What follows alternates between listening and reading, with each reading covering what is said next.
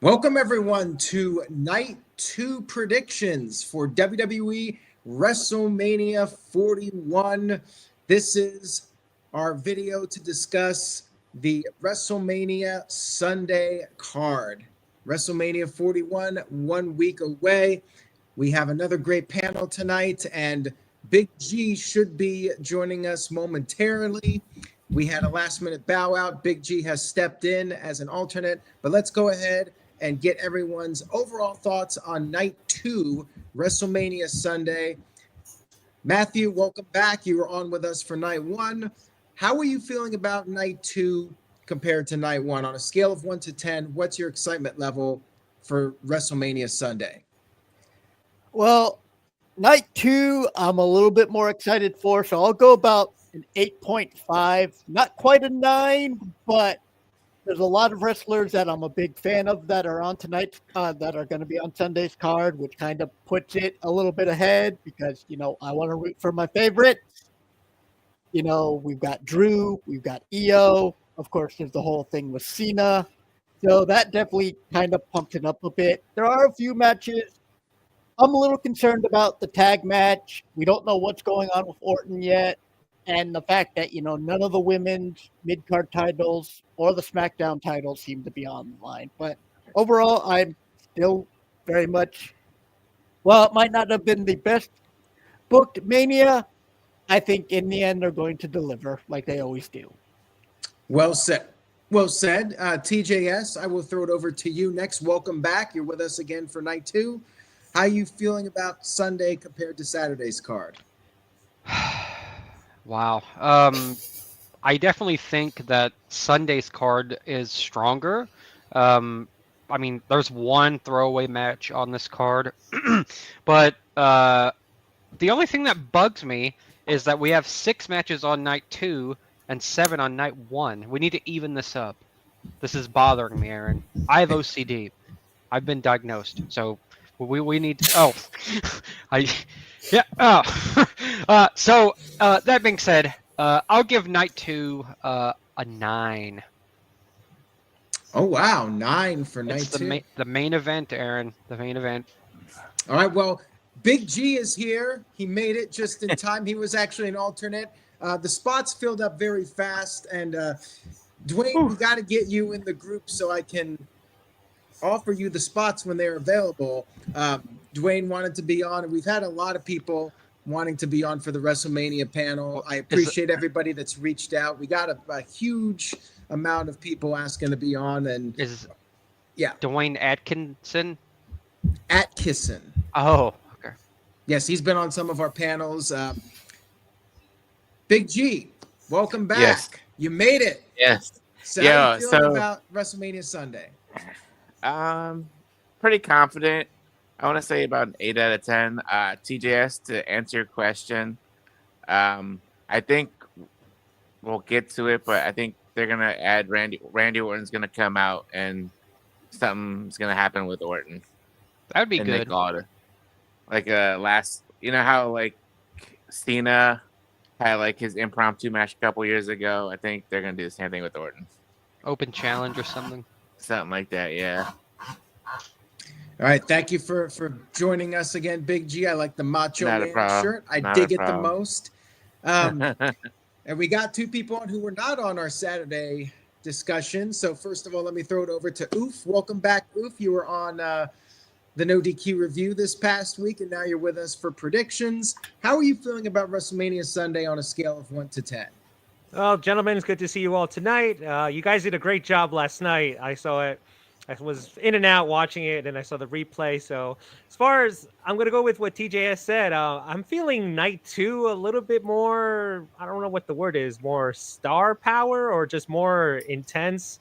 I think the build up to the Night 2 matches have been a little bit better than the Night 1. And of course, you got the big one that we're going to talk about, the World Heavyweight, the WWE title match. So for Night 2, I'm feeling like an 8.5 because I think it's going to be a good show. And like I said, I think the storylines have been a little bit more stronger. And also what's going to happen with Orton, I'm pretty sure. I can't see Orton not being on Mania. Will it be all this? Will it be who knows what's going to happen to Orton? But yeah, I think I'm digging night 2 a little bit better than night 1. So just my personal opinion. All right. Well, let's throw it over now to the This Guy Experience, who is with us tonight. Thank you, This Guy, for joining us. How are you feeling about the show on a scale of 1 to 10? Well, it's always not always. It's WrestleMania season, so that already gives a huge boost. I'm overall hype for both nights at a 10, but individually, I'll say night 2, 8.5, 9-ish, whatever. Night 1, about 8. All right. Well, I think I'm probably a little bit on the opposite from you guys. I'm feeling more like a 7 for this show. Part of it is because Randy Orton versus Kevin Owens got pulled.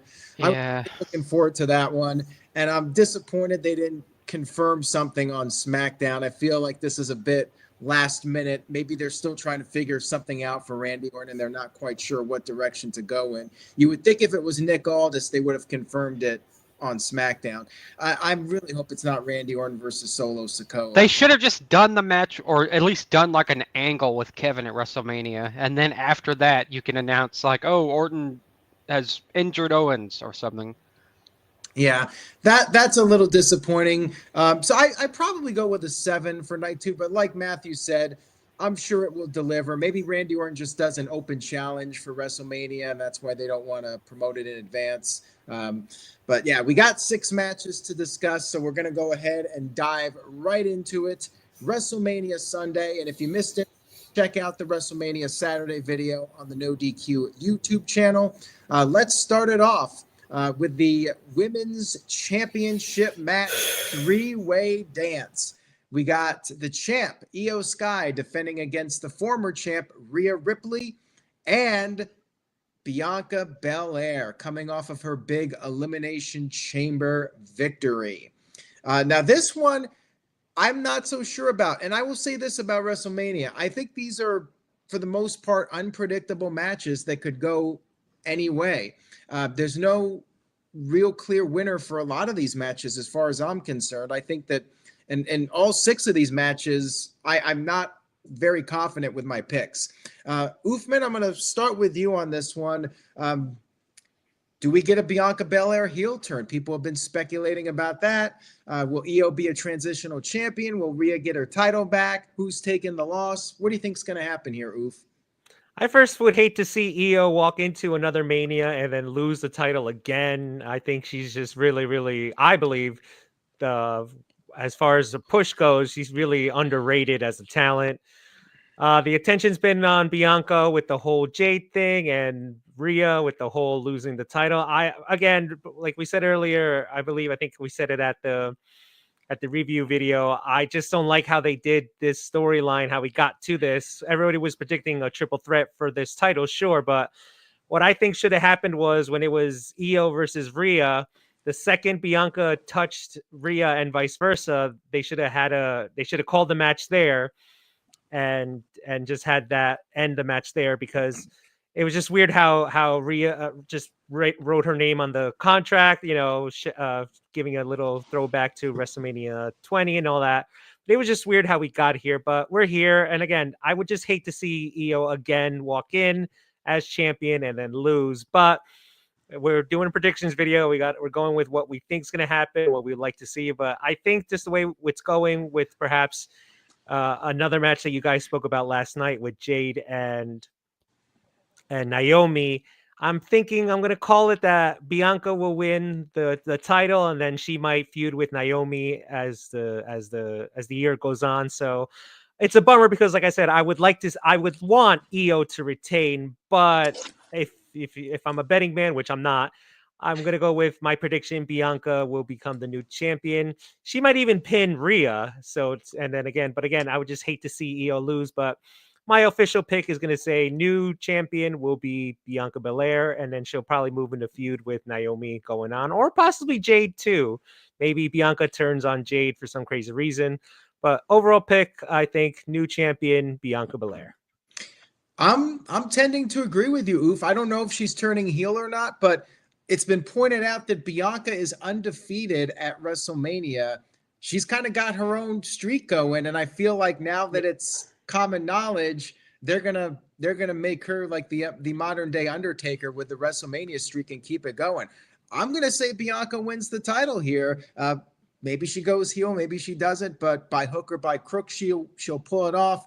And people have been talking about what if Naomi actually helps Bianca and they're actually together as heels, and it was in fact all a big conspiracy all along, and we'll see what happens. Yeah, I'll jump in what you're saying, Aaron. If the commentators keep hitting that, oh, she's defeated if they keep gnawing at us that she's undefeated, boom, she'll take it.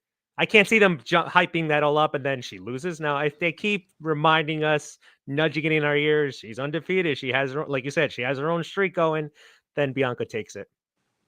All right, Big G, I'll throw it over to you next. Do you agree or disagree, Big G? Well, first of all, as I said yesterday, I'm looking a lot more towards this match than Charlotte and Tiffany. But this should be a fun match. All three women are at the top of their game right now. I feel like Bianca is slowly going on a heel turn just because of the fact, like, on Monday she was wearing like all black, and she came off very heelish. I mean, Rhea's got her point. She screwed up a couple weeks ago and lost to EO, and I was like, okay, then they're doing the rematch in London. I was like, all right, Rhea's gonna run it back. No, but EO retained, just to keep that going. I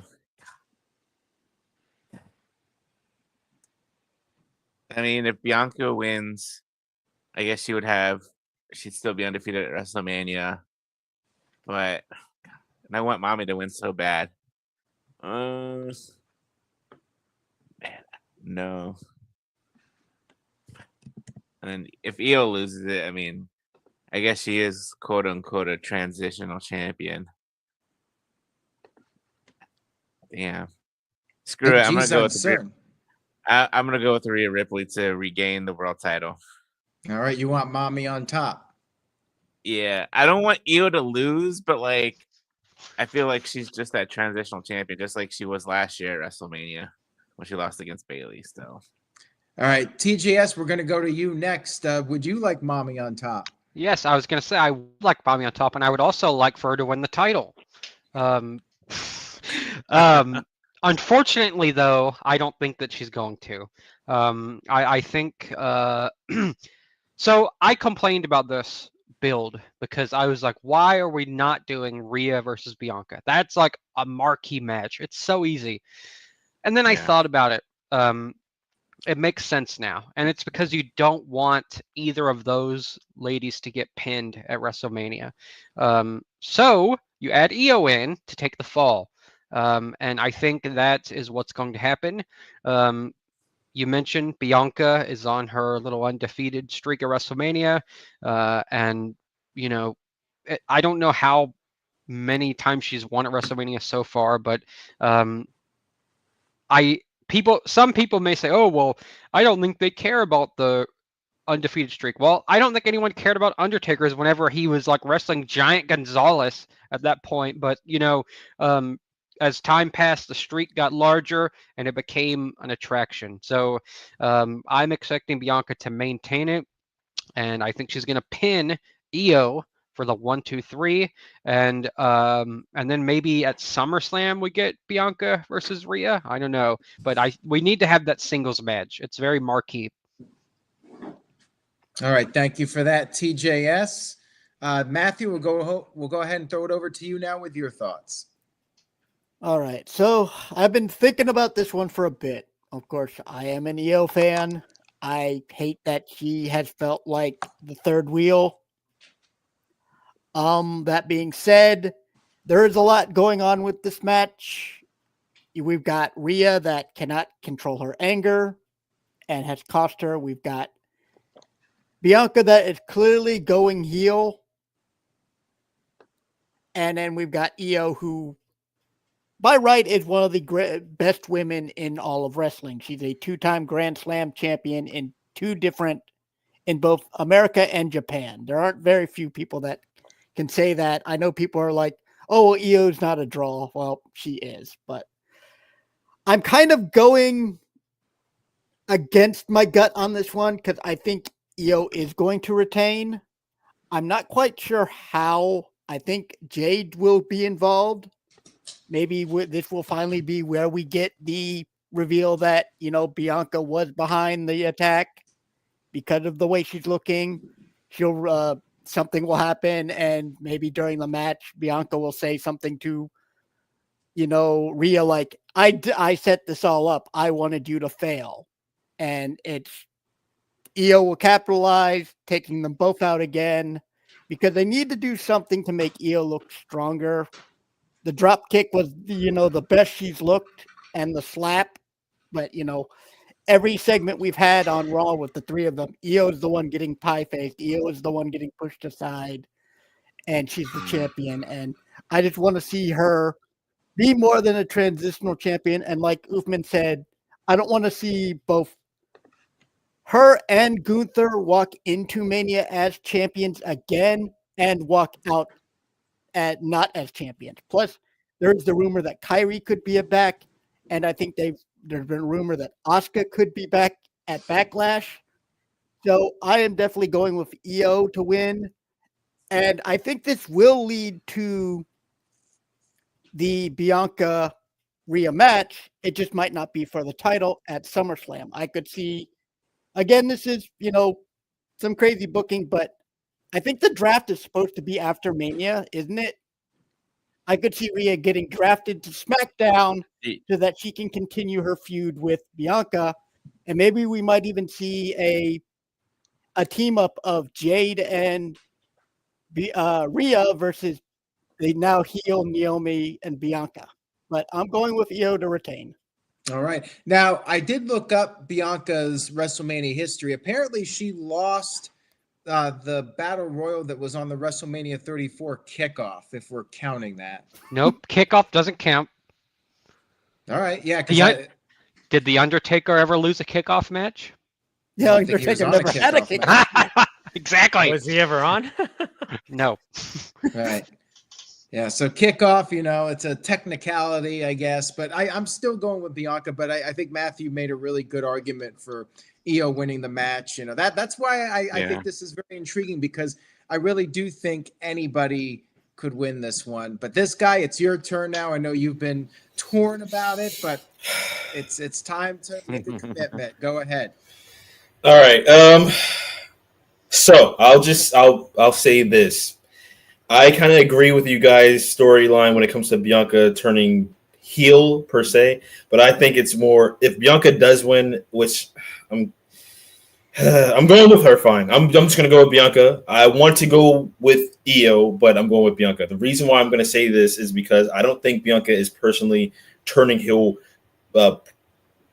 directly. I think it's gonna be Naomi loses against Jade, and she tries to get back into Bianca's good graces by helping her win, and they may have may continue it on the next night of Raw or Smack. I always forget which brand they're on because they keep jumping between brands, but whatever the next time they're on television, they'll just continue for the next couple of weeks trying to get back in her good graces. Jade's probably still going to be attacking even after beating her, and I still agree. I forget, was it TJS? Did you say yesterday that you would like Jade to squash her, or was it Big G? I forgot. Okay, I want Jade to squash me. Well, you got to talk to her husband about that. Anyway, but yeah, so I agree. Like Big G, it makes more sense to have her. Like I was saying, under 8 minutes. Not necessarily like 1 or 2 minutes, but like under 8 minutes to not necessarily a squash, but not necessarily a full-on match. Like let Naomi get a couple licks in, and then Jade just like destroys her. So that's what I'm thinking. I think it's going to just continue on till WrestleMania Backlash, which I'm glad they stopped doing that. And throughout the next couple of weeks after the WrestleMania, Naomi's going to say, see, I helped you win. Like, please protect me from Jade. And then we may fully see, like, Bianca say, like, oh, yeah, I was drunk. But I really don't think, like, Aaron, you've been saying it for months, like, when it went down. Like, why would she sabotage her own personal title match to screw over Jade? It just doesn't make any sense. That's why I'm thinking, ultimately, Naomi's going to just try to get back into her good graces by helping her, like, get the title, keep her winning streak going, and become 5-time, three times. What would be her title reign at that point in time if she wins? Because I lost count. Yeah, I'm not sure. We don't have our trivia expert on tonight, so Let's I just don't say know. 5. Okay, Greg Cherry, where are you? But anyway, yeah, I'm gonna go with Bianca on that one. Just, I'm sorry, EO. I'm sorry. Yeah, I mean, it really could go either way. Although I don't think did anybody pick Rhea? Big G, you picked Rhea. Yeah. Yeah. Looking at the odds here, Bianca is the slight favorite, but it's very close amongst the three of them. Like it's not one person with the overwhelming odds. It's pretty close. All right. We got a super chat here, so let me get to that from Hamp. Hamp Connell sent in a $5 super chat. Thank you, Hamp. I appreciate it. Now, Hamp has an idea about Randy Orton. Maybe they'll have Nick Aldis tell Randy Orton during the show that he has an opponent to go out to the ring, and it'll be Aleister Black. I mean, people have been talking about Aleister Black or maybe Rusev. The problem with those guys, like it would be cool to see them, but are they really going to lose their first match back? Randy Orton shouldn't be losing. I mean, if it was you, what's the best thing for Randy Orton at WrestleMania? Yeah, sorry, no, yeah, we know Aleister's coming back, Rusev's coming back, but like you said, you literally read my mind, Aaron. For them to come back, get like an awesome entrance at Mania and then to lose, with the next pay-per-view, I think the next pay-per-view is in St. Louis, so you have Randy go for the title. We'll talk about the title match later on, but I think Randy will be the number one contender. Obviously, like I said, in the pay-per-view being in St. Louis. Keep it Aldis. Just give Aldis his WrestleMania moment. I mean, Yeah. Has he been training since he last wrestled? We don't know. I mean, he looks like good shape. Yeah. So just make it Aldis and Orton. Easy win for Randy, and maybe. But then the explanation is, how does Orton get the title match? He just beat up the general manager. So that's above my pay grade. So I think just keep it to Aldis Orton. Make it a quick match, like maybe under 5 minutes or at 5 minutes. And at the end, they just shake hands and then maybe just go on there. And then Orton gets on Aldis's good graces. Then he gets a title match. So yeah, I say keep it Aldis. No to Aleister Black. Let him debut at the Raw or SmackDown after Mania. Same for Rusev, but no to any returning or new person. Just let it be Orton and Aldis. All right, what do you think, this guy? What do you want to add to that? Just two things.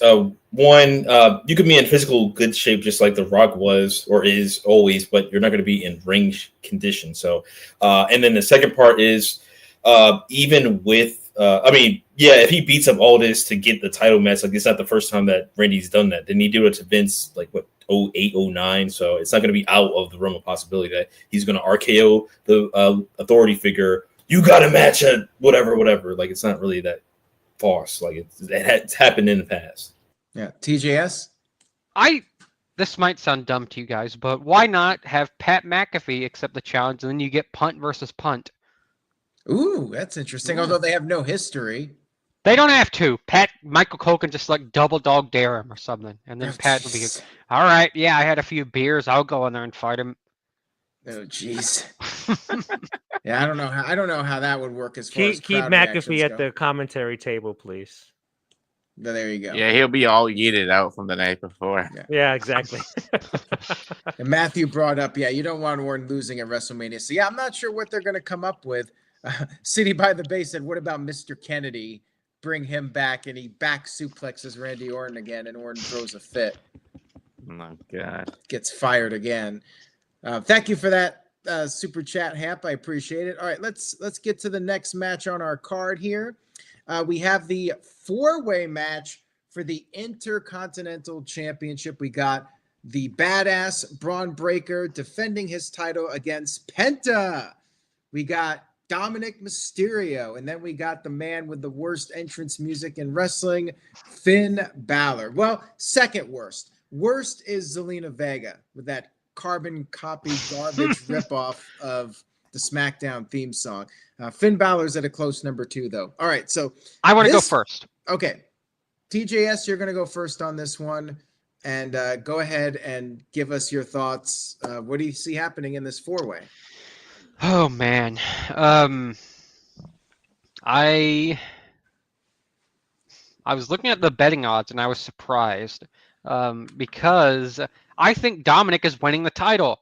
I think that things seem to be. Timeout. Dominik is the favorite. Yes, that's why I'm surprised, because I thought I was crazy for thinking this. Okay. Yeah. So things are a little bit too good for Judgment Day right now. They've been getting along a little too well. So I'm predicting that Braun Breaker will spear Finn Balor, and then we'll see that classic multi-man trick where Dominik will throw Braun out of the ring and then cover Finn Balor. 1, 2, 3, new champion. And then you have Balor and Finn kind of like at each other's throats. We need to split Judgment Day up already. It's gone on too long, man. So yeah, I'm saying Dominik wins and he pins Finn. Pin Balor. Ooh, pin Balor. Balor's the biggest underdog, which is very interesting to me because I said a long time ago, I think this storyline is leading to Liv betraying Dominik and getting with Finn Balor, and we get the Dominik Mysterio babyface turn. Now, I feel like it's a long shot to say it happens here, but I sense something's gonna happen with Judgment Day. You know, they're teasing a breakup. I feel like it's coming soon. So I don't think Breaker's winning. Typically in these matches, it's designed to tease that the champion is in a situation where the odds are against them, and then they of course pull out the win. But with Braun Breaker, like you kind of feel like even in a 4-way match, he still has a better chance of 25% because he's not normal, right? And they don't stand a chance.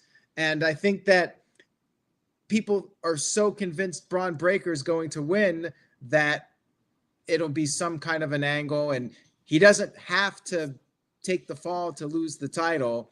And that's why I think, you know, this match is actually designed to get the title off Braun Breaker without him being pinned. And then he can move on potentially to a world title program. Like, he's on the rise. Yeah. Braun Breaker's on the rise. He doesn't need to be IC champion. You can move him up the card. You know, he's going to be one of their top stars. If he keeps his head straight, doesn't screw up, he's going to be a future main eventer in WWE. I mean, he's got one of the coolest moves in the business. You know, those spears, you know, the one he did to iShow Speed went viral. And then last week when he speared Carlito, like he is an enigma. Braun Breaker is something special, and I think they're going to get the title off of him. And we're going to get something with Judgment Day. It's just a matter of what it is. So, Big G, I'm going to throw it over to you now. The odds are pretty close on this, although Balor is the big underdog. The other three are pretty close. So what are your thoughts? Well, first of all, this should be a fun match, you know. I think Penta is going to be hitting Mexican destroyers on all these guys. I feel like Braun's going to hit spears on everybody. He's going to do his thing outside the ring and, like, hit a spear on somebody. But yeah, like, I don't know. This is another hard match to pick who's gonna win. But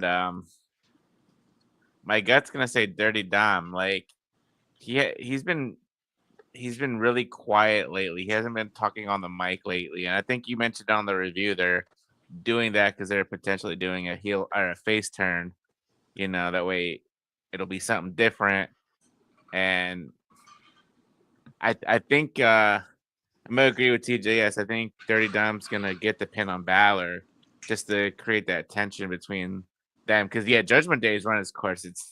It's not the same without Rhea and Damian being there. I feel like those two really brought the star power. Nothing against Finn. You know, Finn's been in WWE for 10 years now, but I feel like they've dropped the fall. I feel like they've dropped the ball with Finn. You know, but I mean, Finn's in his 40s too. You know, he's there to help put over the younger talent. You know, so. But my official prediction will be Dirty Dom winning the IC title, and you know, it'd be funny. You know, he'll definitely win it if he comes out with some Eddie Guerrero gear. And the low rider. And where's that Latino Heat Dirty Dom inspired Eddie Guerrero shirt? So well, Ian thinks there is going to be a betrayal, but it'll be Balor that gets betrayed. and Liv Morgan and Dom stay together for the time being. I still think one day Dominik is going to be like one of the top baby faces in the company when he finally turns. You know, that if you've noticed, they don't have him talking as much, and I feel like that could be a sign. You know, they're trying to get the fans to out of the habit of booing him, and you know, I think they are starting to turn towards him. So I don't know if they're going to pull the trigger here. They might turn Balor, but I feel like Balor as a heel against the babyface Dominik for me would be more intriguing. But I'm very torn now. Building Nexus sent in a $5 super chat. Thank you, Building Nexus. Says Dominik wins, then Finn Balor and Liv immediately turn on him after the match. Well, I would think if Liv and Balor were in cahoots, they would make sure Balor wins the title. I don't know if they would turn on him after. If you go back to WrestleMania 20, you know, Christian and Chris Jericho, and Trish turned on Jericho with Christian that night. So, yeah, so we're going to have to see it. There are some possibilities in this one. This guy, I'm going to throw it over to you now and get your thoughts on this match. Go ahead. All right. So this match was kind of hard, but it was kind of obvious, like you guys kind of stated already. I thought I was the only person at first that was going for Dirty Dom, but it's kind of obvious because one, and this is going to go to a quick question. Braun Breaker already pretty much done with the mid card, like pretty fast. He's only been on the main roster for like a year, 2 years by now. I also forgot something. I forgot to send Carlito's family some roses for Monday. Just sorry. Is he okay? Because I heard he died after that spear. But anyway, but yeah, it's pretty obvious. Like Braun Breaker doesn't need the title anymore, but it kind of like brings back to what I said a few months ago. Was it the Money? I forget which the last prediction I was on where Tiffany was about to go for the world title, and I said I wish she would have got it this year in 2025 instead of last year, because I feel like a lot of the newer people are getting the main belts too early in their career. I remember like Edge, it took him like 6 years to finally become a main eventer, 6 8 years to become a main eventer. Braun Breaker, yes, he's, no offense to Edge, way better spear and arguably a better physical athlete than Edge is. And I'm just using Edge for like one example. There's other examples like Jeff Hardy, which I already told you guys, never was a Jeff Hardy fan. But anyway, yeah, a lot of the superstars back in the Attitude Era and Ruthless Aggression era, it took them till the next era to actually finally get in the main event roster, men and women. So the fact that like Tiffany already has the world title as of last year, Braun Breaker, we already know he's going to win Money in the Bank whenever they have it, like May or June or whatever. He's going to get that, and he's probably going to cash in either that night or he's going to cash in during SummerSlam. Like we already know it's going to happen. Now, is he going to win? 90% chance, yes, he is. 10% chance he's not. And as for Finn, like he's there to take the pin. He's the eater of pins, RIP to Bray Wyatt, unfortunately. And I do believe that's gonna set up the downfall or the final split between Judgment Day, because you can't have your underling in a situation, even though Finn was saying, we're all equal. Like, dude, we know you want to be the leader of Judgment Day, and he's more or less the leader. So once Dom becomes IC champion, he's gonna have an issue. And I forgot who just said that Dirty Dom's going to pin Finn for it, but yeah, it's going to make it even more obvious. Like, yeah, it's over, and they may it may be an evolution situation where Dirty Dom defends it whenever he does, and Finn comes out like, yeah, congratulations, great, and then they just do the Batista or the Triple H thumbs down, and then what's Finn's finisher called? What is it called? Rob. Yeah, knocks him on the ground, coup de grace like 6 times, and then it gets people on Dom's side, which also leads me to my last part. I'm sorry if I'm going so long for this one. I believe that depending on order of the matches, Rey Mysterio should be in attendance during this 4-way so they can give like kind of a soft rub of, okay, we kind of put water underneath the bridge where like Dom is leaning towards a face turn right here. If they show Dom, Rey Mysterio and or Dom's mom in the audience, they can say, oh yeah, like they like him again, he's on their side, blah blah blah. So if they are truly trying to push him there, I think they should do like little sprinkles of hints of him turning face, not just stopping him from speaking on the mic, because like he's going to eventually have to talk again, because that's where he gets his charisma. I mean, he's like physically he has charisma, but his speaking also adds to his charisma, his mystique. So they're going to have to get him to talk again. And I believe if they're going to make him face, they're going to have to do more than just not keep him off the mic. But go ahead. Sorry. No problem. Thank you for that, this guy. All right, Matthew, we'll throw it over to you next. Nobody has picked Penta yet to win the championship.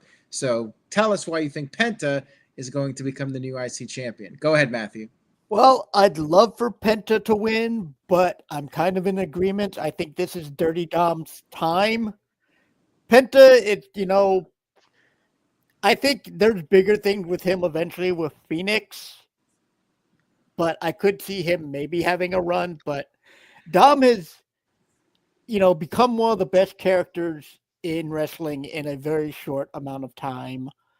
I am kind of upset if we don't get some sort of Steiner math promo from Bron on Monday because, this is a multi-man match. He's got to ask Uncle Scott for some sort of promo because, a four-way. But, yeah, I think this, like a lot of people have said, this is just a way for Bron to lose the title without actually losing because he doesn't need the IC title. I was kind of weird for him to win it back because he really hasn't done too much with it anyways since he won it back. Yeah. But he's got the best spear in wrestling right now. No one else should be using the spear, but that's a whole nother story. But yeah, I see Dom winning. I also do agree this is going to lead to the face turn. Now, I don't know if it's going to be Dom and Liv or if it's going to be Liv turning on Dom, but I do see something happening, and during the match, Dom is going to end up pinning Balor, which is going to start leading to the breakup. I also kind of, because they keep teasing it, I want to see something between Carlito and Raquel happen once, Carlito is resurrected and, returned to life. But I could almost see them doing maybe eventually a Liv and Dom versus Carlito and Raquel match. But that's, just booking for the future. But yeah, I think Dirty Dom is going to surprise everybody and become Intercontinental Champion. All right. Thank you for that, Matthew. This guy, thank you for the super chat. This guy said, Michael Cole defends his WrestleMania streak against Randy Orton. Hey, when in doubt, you can always throw Michael Cole out there to take an RKO. But then who would do the announcing? You're not going to have Michael Cole for your WrestleMania show if you do that. That's the problem with booking that angle. Jerry the King Lawler comes back real quick, and that's it. Just one match. Yeah, do it at the end of the show, right before the main event. Then you can have a fill-in at the end. I mean, yeah, you could potentially do that. Yeah, we'll see what happens. Matt sent in a $5 super chat. Thank you, Matt. Says, the IC title should have been a 6-man ladder match for the title. Should have added Ludwig Kaiser and P.D. Dunne. I mean, yeah, I'm surprised they didn't do the ladder match to get more people on the show. You could have done that. You could have added Kaiser. It's kind of a shame he's not on the show. Oof, what do you think? Do you like what they're doing with this 4-way, or do you think they should have done a ladder match and added more people? The 4-way should be all right. I'm going to add what Matthew said. I fully expect a Braun Breaker type, well, actually a Scott Steiner type promo at actual Mania would be really hilarious. A little shout out there if he could do it during way before his match and all that. But I'm agreeing with almost everybody, with just about everybody. I think Dom takes this one. As far as the split goes in the Judgment Day, I think Liv is going to retain the women's tag titles. Dom's going to have the IC title. Dom will probably tell Finn, like, it was impersonal, just business type thing. They'll be booked in a match, and that's where Finn Balor gets officially kicked out of the Judgment Day.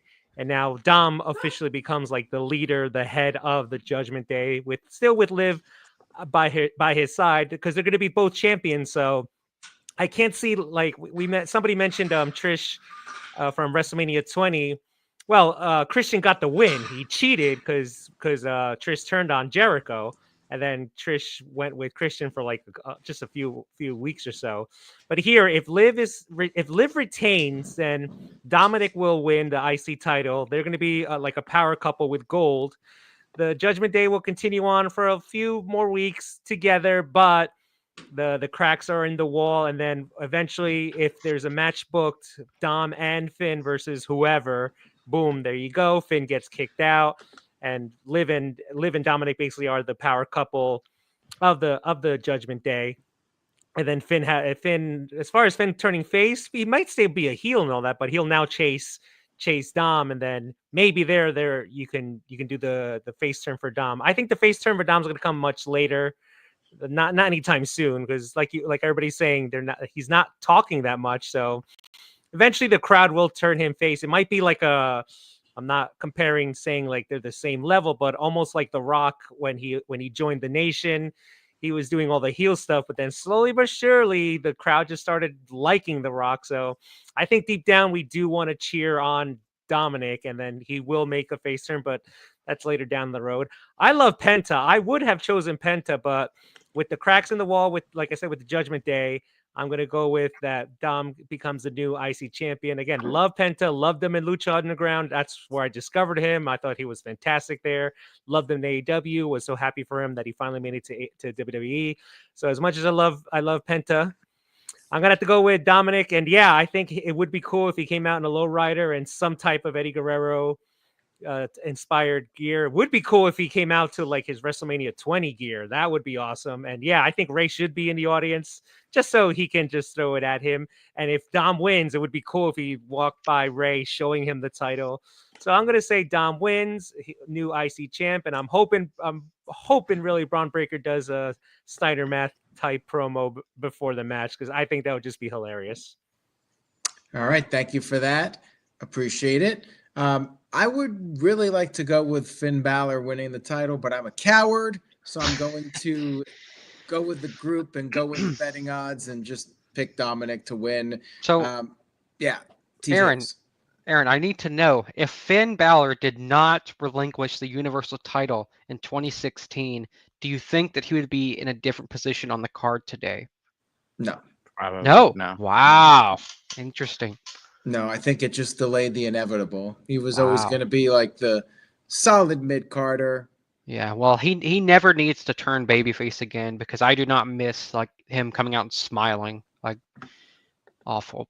Yeah, that's why I'd like to see him as a heel and then turn Dom. But as Oof said, it's probably not going to happen right away. Like if it happens, it may be like another 6 months down the line before they pull the trigger on it. But I feel it's coming. I just don't know when, but I do think it's coming. And Dom's going to be a massive baby face. So have Dom turn babyface at SummerSlam. Yeah. A year after he turned heel with Liv Morgan against Rhea. Okay. There you go. I like what this guy said about Finn can beat down Dom and just give him like 6 coup de grace, and then the crowd will be sympathetic towards Dominik, hopefully. But you would probably have to have Liv turn on Dominik also. Yeah.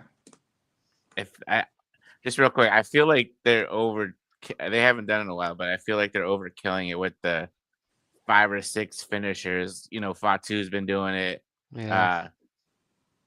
Bronson Reed did it, you know.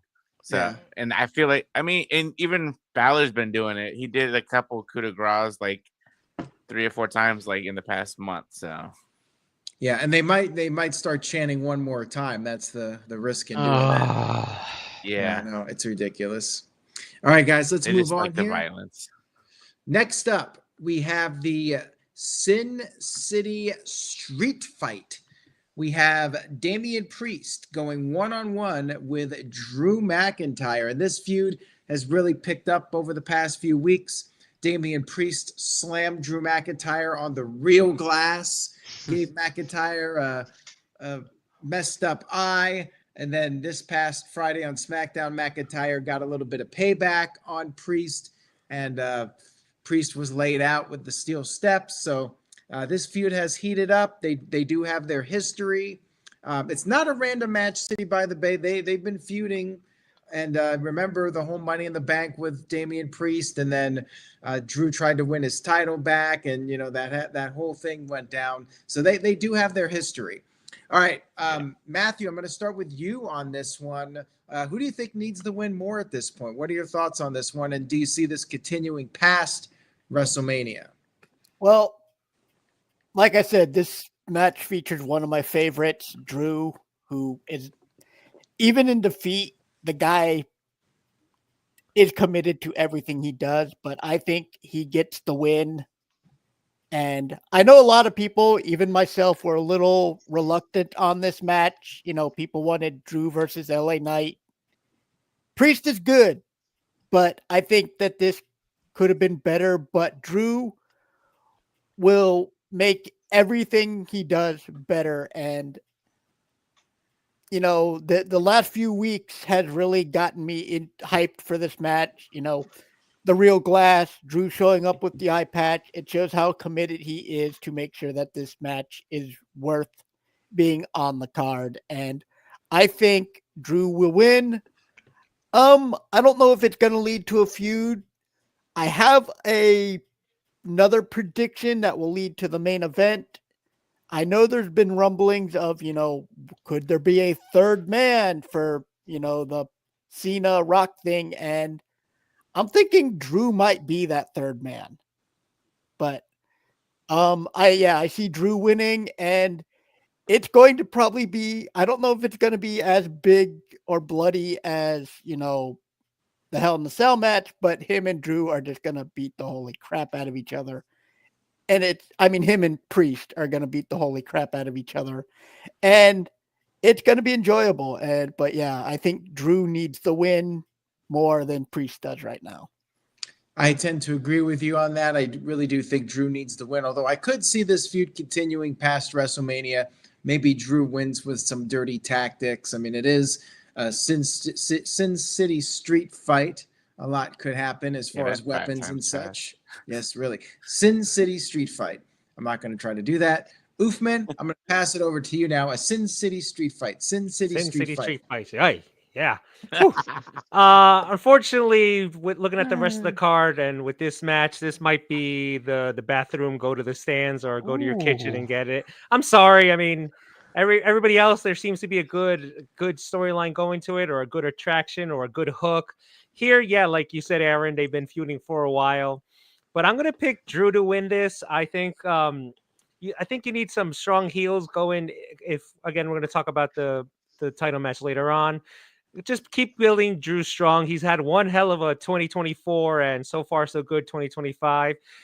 He had his WrestleMania moment last year, but then, like we said, there was the cash in. So here's Drew getting his win back in a way over Priest.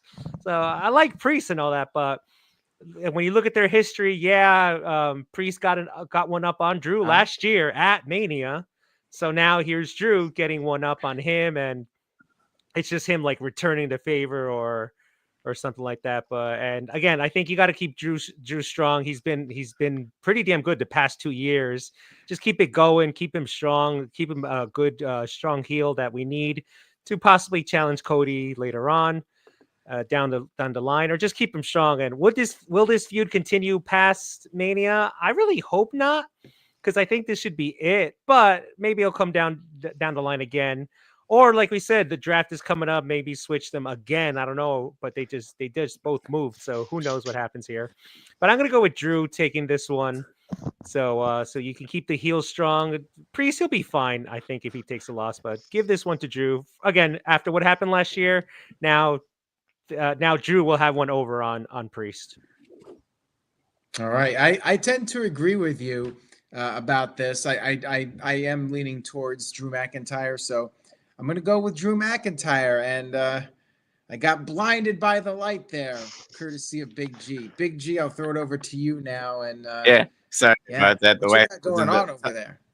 Yeah, now the wife was in the living room and asked if she can turn on the main light, and I was like, yeah, sure. I didn't realize how bright it was, like right there. But anyways, and no, I'm apparently, Colleen, I've seen the light and I'm getting raptured. He was so young. This should be. He was so happy to be here. That's his tombstone. Big G, happy to be here. Happy to be here. Was happy to be here. Was happy to be here, right? No, this should be a fun match. You know, they've been feuding well over a year now. Like you said, McIntyre won the title at WrestleMania and had it for 5 minutes and 24 seconds. Priest cashed it down on him. So, and this needed a stipulation, you know, with everything they've been going through. I think Damian's gonna be okay after this match, so I'm gonna go with McIntyre with the win. I think McIntyre needs this win more than Damian at this point, and I feel like they will continue this. I mean, see, that's the thing. Like, if it was a regular match, I could see them continuing on with the feud because then they'd have a stipulation. But I think this is gonna be a one-off, and Drew's gonna try to go back after the WWE title down the line. So, Drew McIntyre as my official pick, Aaron. All right, sounds good. So far, we're unanimous. Is this the most predictable match on the show? This guy experience. I'm throwing it over to you now. Go ahead and tell us how Damian Priest is going to win this match. So, as I said in the private chat, this is the other match I'm having like really tough time deciding on who's going to win this one. So actually, none of them, like either opponent, can afford to lose. They've both been on a pretty bad losing streak, more so Drew than anybody else. But the dramatic difference is, like, Damian Priest is a mid-carder that's in a main event spot, and I feel really bad. I mean, he was a one-time world champion, and I feel like that's going to be how his career is going to end. I mean, he's in his early 40s, so I believe great. Like, not that many people can say they're world champion, which is still great.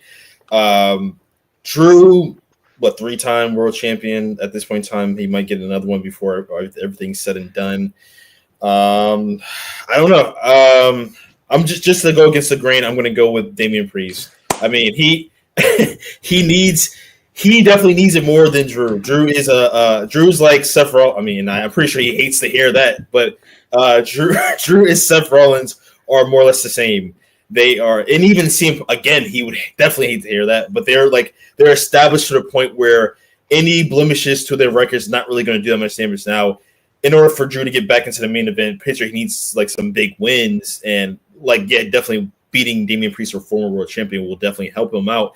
But who would definitely benefit from this win at this match? It would definitely be Damian Priest, because if he loses this match, it's going to be adios to the main event scene. I don't see anything that can revive his career. He was fortunate to be a part of the Judgment Day thanks to Edge and all that stuff like that, and then that whole face turn with Rhea Ripley. But I mean, and then on top of that, it helped him become world champion, as I said. But after that, there's no good storylines I could see that can keep us entertained by Damian Priest. And I seen Tito said that he was blessed by his size, but his main event abilities. He's still great in the ring. It's just he doesn't have. There's no good storylines to put him in to make him be seen as a main event. So I'm just going to go with Damian Priest just because he needs it. I felt bad in the E Chamber, and I was really struck that Drew was the first one out, but followed by, obviously, Damian Priest. So Damian, he needs this. He's going to lose this, I'm pretty sure, but I'm going to go with him because he needs this. All right, there you go. TJS. Damian Priest needs it. Agree. Well, I would say that if this match was not the street fight that it was turned into, then it would have been the bathroom break match for me, honestly, because I don't know. I think Priest is a star, but I find myself getting bored sometimes, and I think this match just really needed a stipulation, and that's also why I want to mention that I like what AEW does. I know this is not an AEW video, but the barbed wire, or the nails in the back of Moxley, or drinking the blood of Hangman and Swerve. I like that, because we're going to get in this match, it's going to be the chair shot to the gut. It's going to be the kendo stick. Yeah.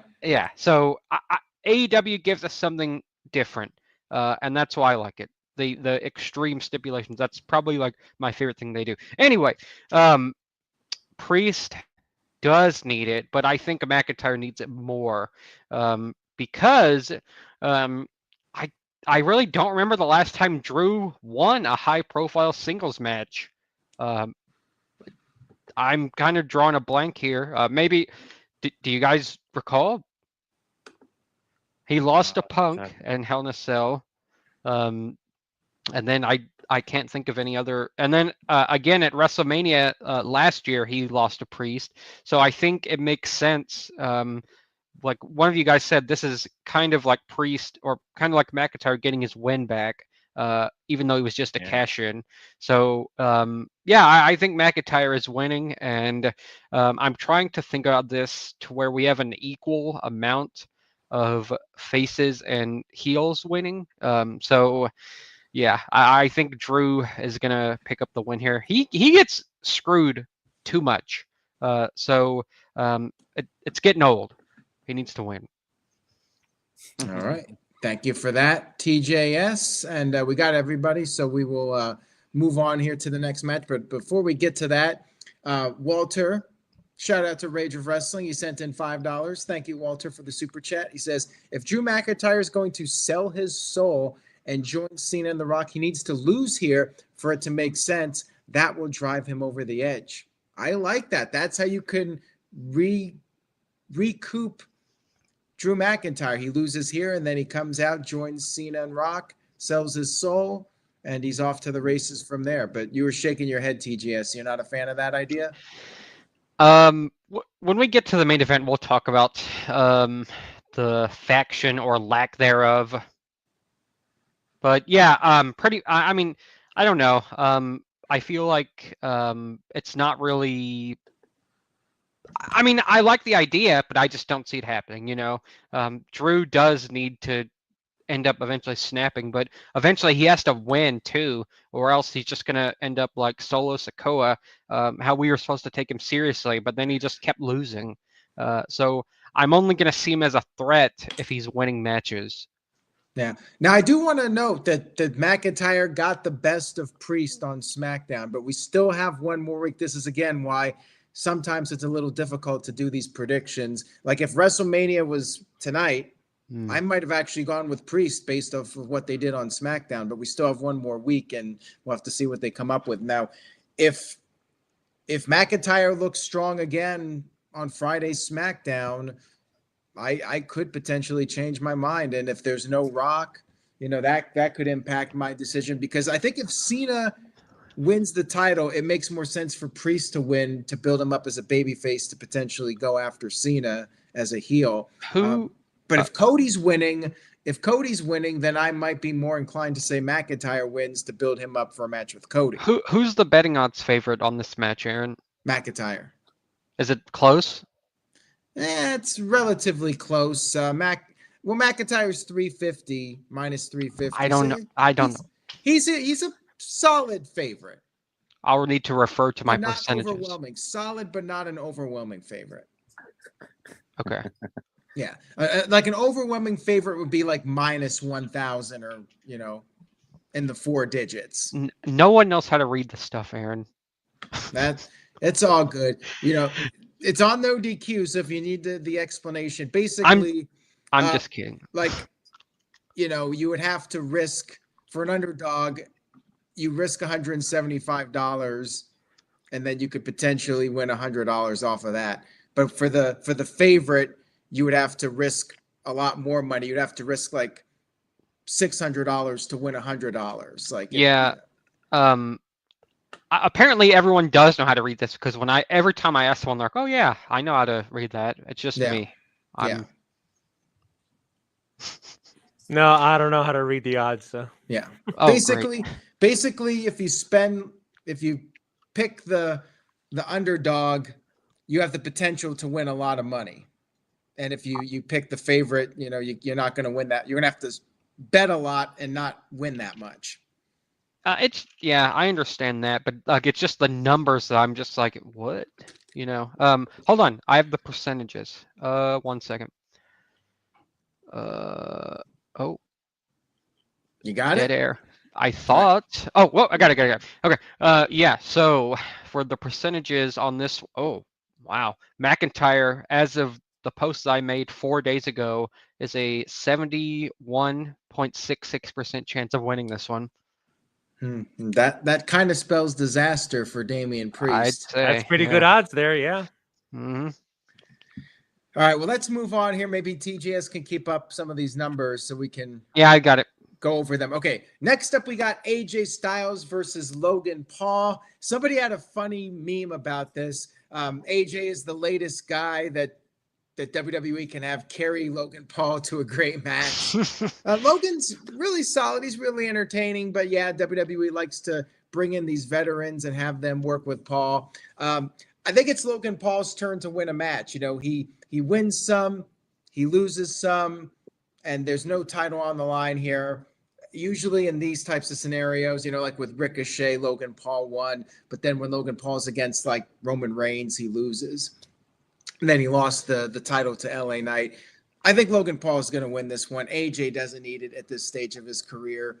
Logan Paul picks up the victory here over AJ Styles. I think they'll have a really good match. I mean, this could be one of the show stealers of WrestleMania. Like this could, I know people don't like Logan Paul, but he tends to deliver. And, you know, his style, I think, works really well with AJ, and AJ might be able to get a great match out of him. So, yeah, I'm looking forward to this one. I think this one, you know, some people are sleeping on this one. I think this could be a potential show stealer. But, yeah, this guy, I'm going to throw it to you first. Heather doesn't want Logan around. So tell us about that. Did you do that because you know she's my wife? All right, okay. So my wife hates Logan Paul. I don't know why, but yeah, this was the easiest match to predict. Obviously, Logan's going to go over. AJ is going to make him look good, as he said. But I mean, like Paul by himself, he's really good in the match. The only match I was worried about in his short stint in WWE was Roman Reigns, and he over delivered there. This man continues to over deliver. AJ, one of the best wrestlers that ever lived and still alive, is just going to be a great match. That simple as that. I don't need to say that much either. And I'll talk to my wife about that. Comment about Logan. Logan, you're my man, so I'm out. The only last thing I will say is the promo for these matches are like they make great shirts. Like that one with AJ and Logan, the one with Priest and Drew. Like they should like make WrestleMania shirts with the posters on them. They look fantastic. All right. Thank you for that. This guy, Matthew, I'm going to throw it over to you next. Go ahead. Well, I see this being possibly the match of the night if the four-way isn't the match of the night. But yeah, like you said, AJ can afford to lose. It would stink to have him lose because I don't think he's won many Mania matches. I think the only time he's won a Mania match is against Nakamura, but I don't have the numbers. But yeah, no matter how you feel about Logan Paul as an individual, when it comes to wrestling, he just gets it, and he's a natural at it. And AJ, like this guy said, is one of the best of all time, and he is going to sell like crazy for Logan Paul and even though he doesn't need to make him look good, he's going to make him look like the true superstar he is. And I hope AJ does eventually get something out of this. You know, people are still wanting AJ to do something with TNA with the crossover, and maybe that's part of his reward. But I think at this point, most of AJ's career now is just making everybody else better because that's what AJ Styles does. That's what he's always done. That's why he's one of the best of all time. But yeah, Logan Paul wins, but this is going to be probably the sleeper hit of the night, if not, like I said, the match of the night. And like Hamp said, you might need a cigarette break after the match because it's just going to be crazy. I think TJS will need it after the Bayley match, but TJS, we'll go ahead and throw it over to you now. Yeah, well, so I was looking on NoDQ.com. It looks like this match is not listed for the betting odds, so I had to open another tab, and I've converted it. So I'll tell it in your weird language, Aaron. Logan Paul is a minus 250. AJ is a plus 175. Does that make sense to you? Yeah, it means he's a small favorite, but not an overwhelming favorite. Okay, well, I was looking on NoDQ and like someone responded to my comment where I converted it to percentage with like a paragraph like this explaining how to read it. And I'm like, I'm not reading that, bro. Just tell me the percent. Anyway, I think AJ is winning this match, actually. What? Yeah, I do. Because I feel like AJ hasn't done much since coming back. And he is kind of in like I don't want to say the twilight of his career, but I feel like he hasn't done a whole lot recently. I don't know the last time he was a champion. What when Omos was a tag champion with him? Yeah, so I think it's time for AJ to lock in and get a push. He might be getting up there in age, but he does not show his age. I think that he still looks 25 in the ring. So I think AJ's winning, and then because what is Logan gonna do after WrestleMania? I thought he was gonna be full time. He said that, but he never shows up. Right. So yeah, I do like Logan, but I think AJ's winning here. All right. Well, I mean, you could be right here, and we have to see what happens on Raw too. Another match where, we got to see what the go home angle is. I feel like this has had like the weakest build of any match on the card. What's funny is it felt like we were getting a different direction for AJ Styles. They were teasing AJ Styles versus Braun Breaker, and then it went in a totally different direction. So yeah. I get what you're saying with that. They could have just added these two to that 4-way and just made a 6-man ladder match. Right, they definitely could have. Oof, we're gonna throw it over to you now. Your thoughts on this one? Yeah, I too do not like Logan Paul. I mean, I know he gets it. He's an awesome athlete. I completely get that. But him and his brother, I just can't stand. I don't know what it is. It's maybe the whole YouTube stuff, the controversies. But when he signed in with WWE, I'm like, oh, great. Well, whatever. But I think AJ is going to make Logan, like someone said, like AJ doesn't need to oversell or make Logan Paul look like $1 million because we know how athletic Logan is. I think AJ's still going to do that. He's going to give Logan a good match, and in the end, Logan takes the win. I think I'm going to call this my second bathroom break match because I have no interest in it, and I love AJ. I've loved him for many years and all that. Big fan of his, but it's Logan Paul. It's like I'll watch probably the entrances and all right, maybe get a refill on my drink or order another pizza. I don't know, but Logan will take it. AJ, like I said, AJ will make him look like $1 million, even though he doesn't have to, because again, Logan is very athletic. But AJ will give him a good match, but also, yeah, I think TGS just said it. Like, what and Logan wins. Now what? He said at the Raw premiere on Netflix, like, oh, I'm here I'm a full timer, blah blah blah. Has he? So who knows? But my pick, Logan Paul, and it's like, all right, moving on. What's your go-to pizza place for these papers? I was going to ask that as well.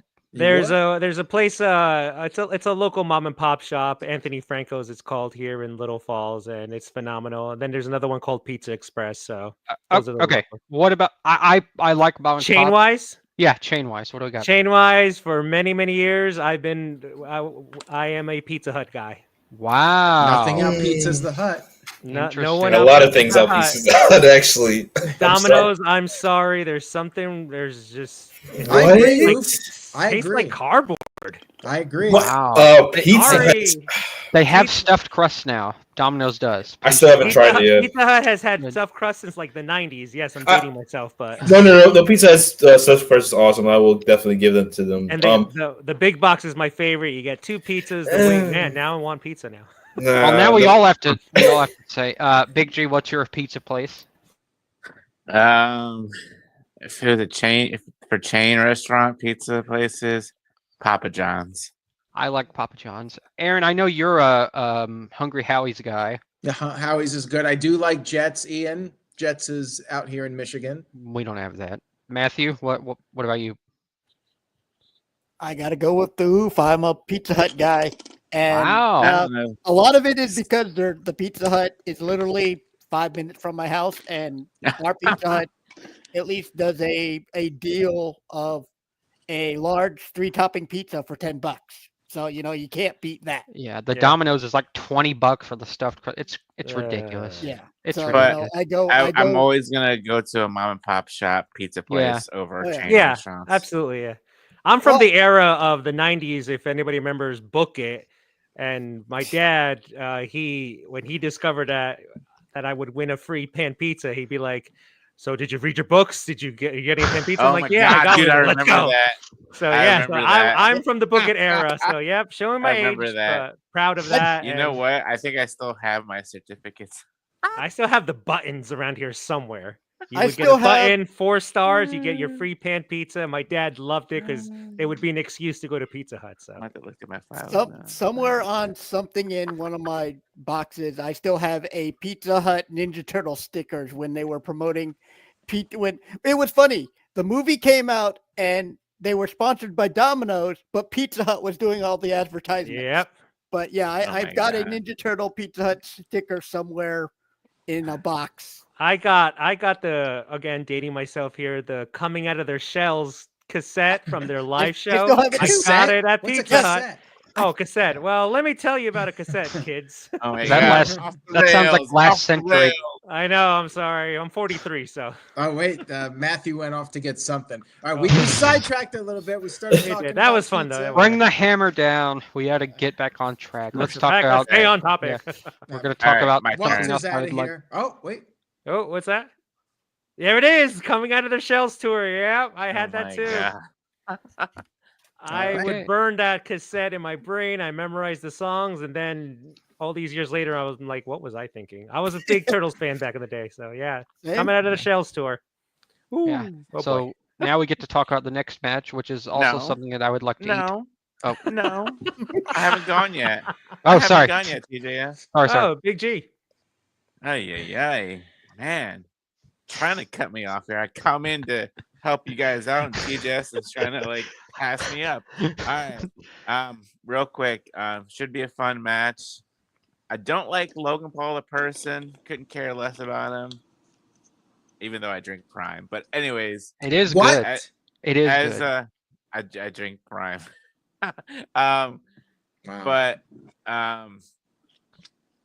Logan Paul, I've said this plenty of times before. Logan Paul has impressed me in the ring. Like, I thought this guy coming from YouTube and stuff like that, another celebrity wrestler, but no, he's proven to me time and time again. I mean, he's hung with the best. I mean, he's hung with Roman Reigns. He has those viral moments too. He did win it last year's WrestleMania, the triple threat with Kevin Owens and Randy Orton. I'm sure people forgot about that.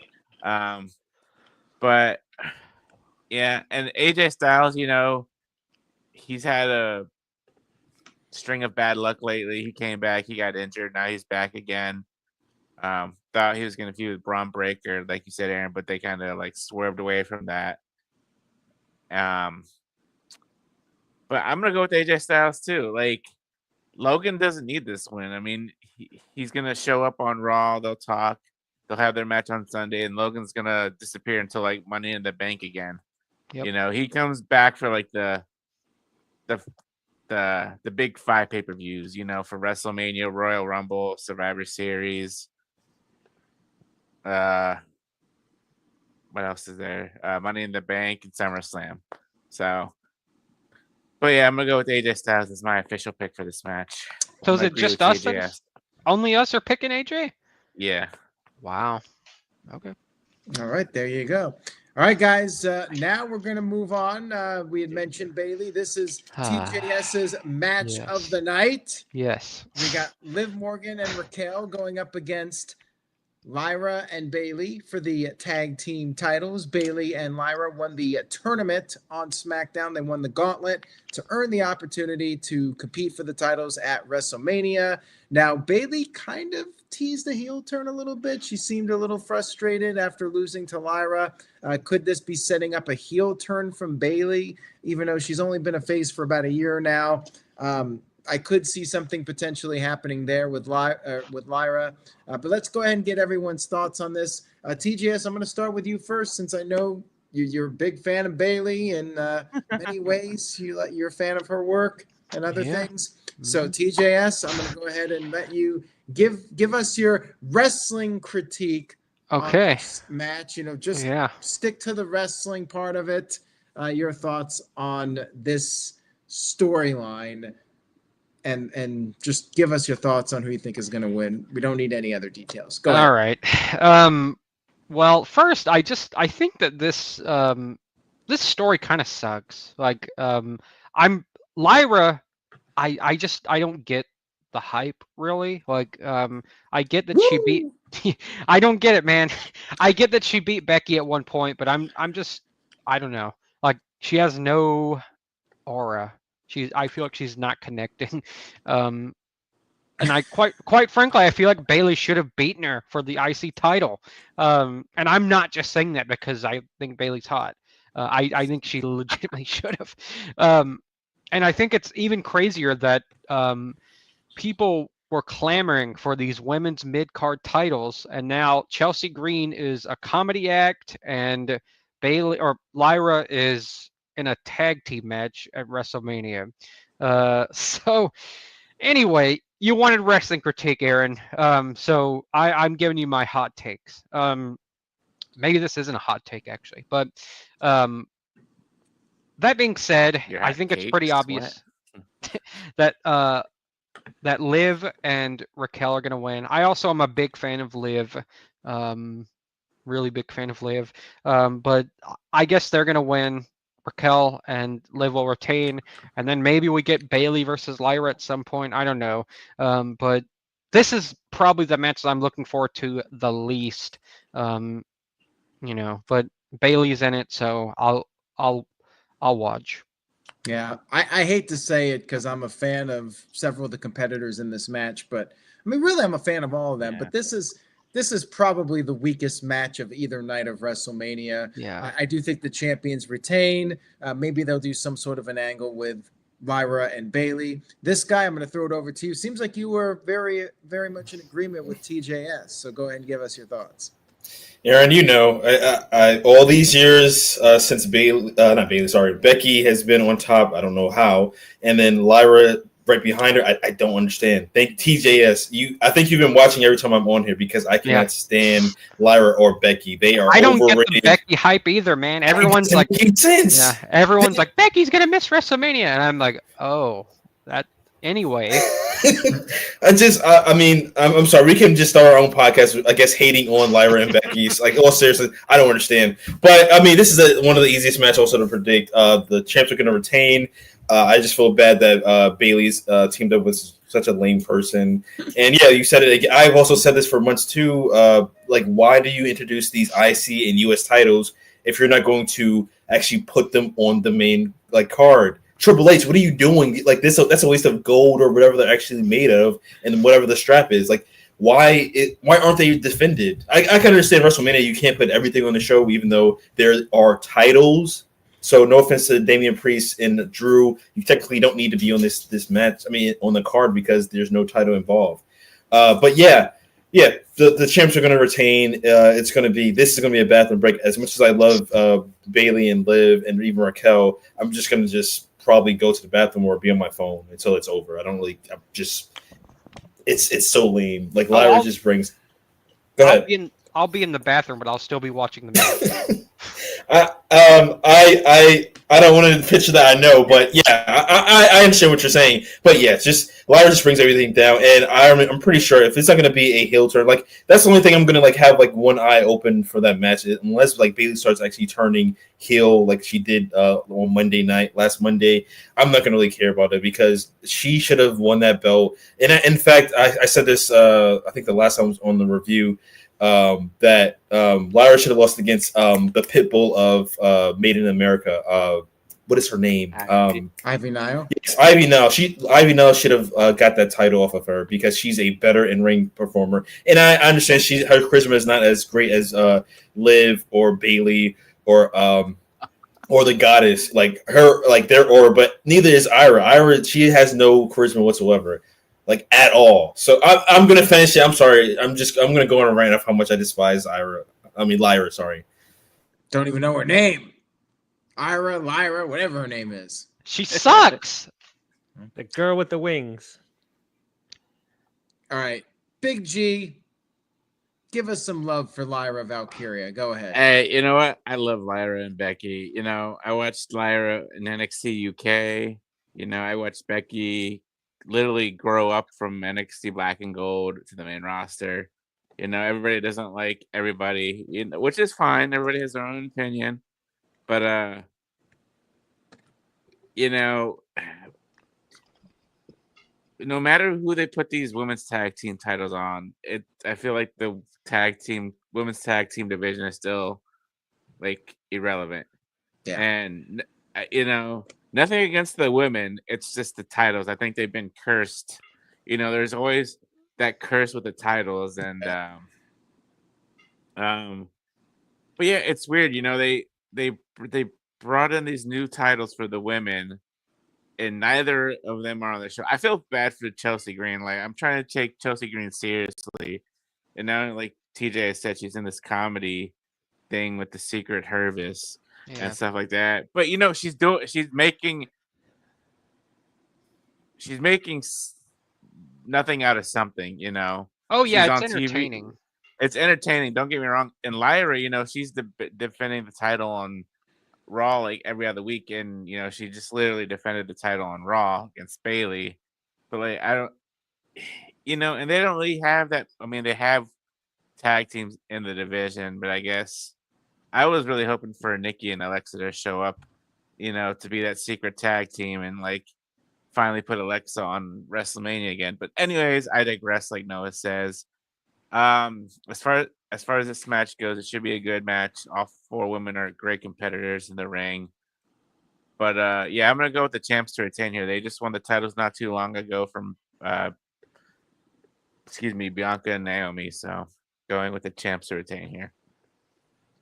All right. I'm going with the champs retaining. Maybe we get the Bayley heel turn. Maybe we don't. Uthman, I'm going to throw it over to you. Anything you would like to add to this? No, I stand with almost everybody. I agree with Big G. The women's tag titles are cursed, and they should have gotten rid of them a while ago if they were going to introduce the IC and US women's titles, get rid of the tag titles, and focus on the single titles at Mania, or at least build them up strong. Yeah, Chelsea Green is killing it with this act that she's doing, but she is the US champion. That belt should have been, especially in its couple months being quote unquote born created, should have been defended at least at WrestleMania, and Lyra as well with the IC. But now she's in this tag match for the women's tag belts, and like I said earlier with the Dom prediction, if this match goes on before the Intercontinental title match, again, I'm predicting the tag champs will retain and then Dom will win, because now Dom and Liv will be like the quote unquote power couple with title belts, which will lead to Finn Balor leaving the Judgment Day. Bayley and Lyra, they're going to do the will they, won't they coexist thing after Monday's match and all that. And I think they'll probably do the thing where they're walking into the ring together, Bayley and Lyra. Lyra has the belt over her shoulder, and you'll see Bayley looking at it. The tease. I don't think the heel turn will happen immediately, but eventually down the line, maybe they'll probably save it for SummerSlam, big 2-night event again, and then it's Bayley versus Lyra. But will Bayley go full heel at WrestleMania? No, but a huge tease will be there. Or probably they'll lose, and Bayley will pick Lyra up, pick up the belt, will like hold it, look at it, and then she'll give it to Lyra. We'll see the teases there, but I don't think it'll be a full blown heel turn at Mania. And I love Bayley, I love Liv as well. I met both of them. Both of them could have not been more sweeter than they were. But the champs will retain here. All right. I honestly wish they would have put the Street Profits and Motor City Machine Guns on this card instead of the tag. Yeah, but they got to get the women's matches on the show. Nothing against the women, but like, I mean, we still have Friday, so they might potentially do something on Friday where they might like Street Profits and Motor City Machine Guns might be going at each other. And then like all the other tag teams come in and they make up something for night 2, because now since they only have 6 matches, so this match is why kickoffs were actually not that bad, because you could have put this on the kickoff, and no one would have really. No, been, I mean, yeah, and isn't the kickoff like 3 hours this year or something? Yeah, like that? and I don't think there was any So, match like, on it. yeah, no, it's But 3 this- hours. yeah, it's that's where- 3 yeah, hours of them just talking, hyping up You- the matches. Aaron, you're gonna recap that too, right? On your Are you gonna WrestleMania recap the kickoff? Yeah. Yeah, right before the main card starts, Aaron's going to recap the pre-show. Yeah. Like a 20-minute. This is what happened. Yeah. Yeah, I'm going to recap Peter Rosenberg and Sam Roberts. Just stop doing the kickoff and start the show earlier. That's I all you got to agree. do. I Come agree, on. man. Oh, they're doing the kickoff, then the Mania, And then the the post-show. 2-hour post show. Yeah, Each what, night is 9 like hours? 9 Yeah, hours. that's insane. I want to watch the roast of WrestleMania, but it's not going to be televised. Good. Oh, no, I'm pissed. Big G wants to watch it too. Yeah. I do it too. I hope someone streams it like on TikTok or something. And it'll Oh, I'm sure they it'll will. probably end up online. But let's get to Matthew's thoughts real quick, and then let's get to the main event. Well, I'm pretty much in agreement. You know, I don't mind Lyra, but the crowd doesn't react to her. The gauntlet match was the most reaction she got, and I don't know if that was mostly because of Bayley or I her. think so. They also looked way too strong for the thrown together tag team. And I agree. Lyra should be defending her title. Chelsea should be defending hers. And we should be having a multi-man tag match for the SmackDown titles. I also think that they need someone to elevate Lyra. And really the only person that seems to have been able to do that is either Io or Becky. And Yeah, Becky is retired right now, according to her recent post. So I don't know what they're going to do with Lyra. Maybe we're looking at this wrong, and maybe it's Lyra that turns heel. Maybe that could be something that finally gives her a personality. But I don't see them winning. I also think this should have been Nikki Cross and Alexa's moment. But we don't know what's going on with them. Alexa got the biggest pop of Royal Rumble. She's had the match at Elimination Chamber, and that's it. I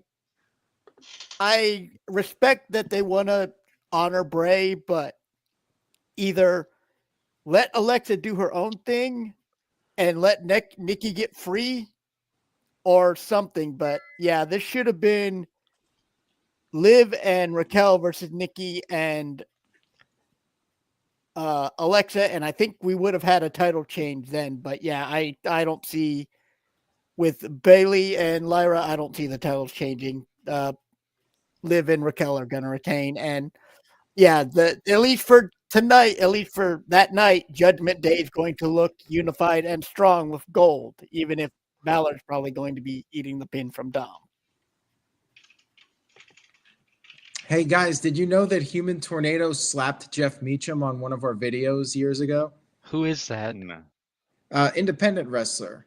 Used to work Oh. at PWG, actually teamed up with Sami Zayn, El Generico, or actually they're two separate people. Yeah, that's not Scratch that. But yeah, Really?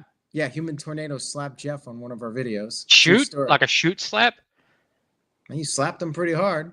Aaron, when are you gonna do another stunt, like when you went through the table or hit yourself with the chair? I mean, we I've had enough brain damage from that. I don't need any more.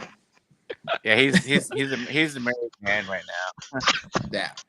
By the way, so who Roger B, a little off topic here, $2 super chat. Thank you, Roger B, says, who currently in AEW would flourish in AEW? Well, anybody that doesn't need to cut promos and go out there and have like the 5-star bangers. Matthew, who is somebody in WWE could just go to AEW, have the great matches that Tony Khan likes? Right now, Yeah. maybe Chad Gable? maybe Austin Theory. Nah.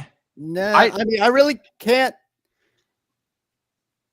think of anyone because everybody seems, I mean, we kind of see how people are used in AEW.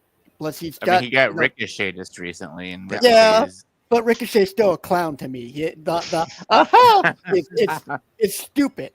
And, you know, the fact that they're now memeing on his face from the the multi-man match. You know, it's that's all he's good for is comedy stuff.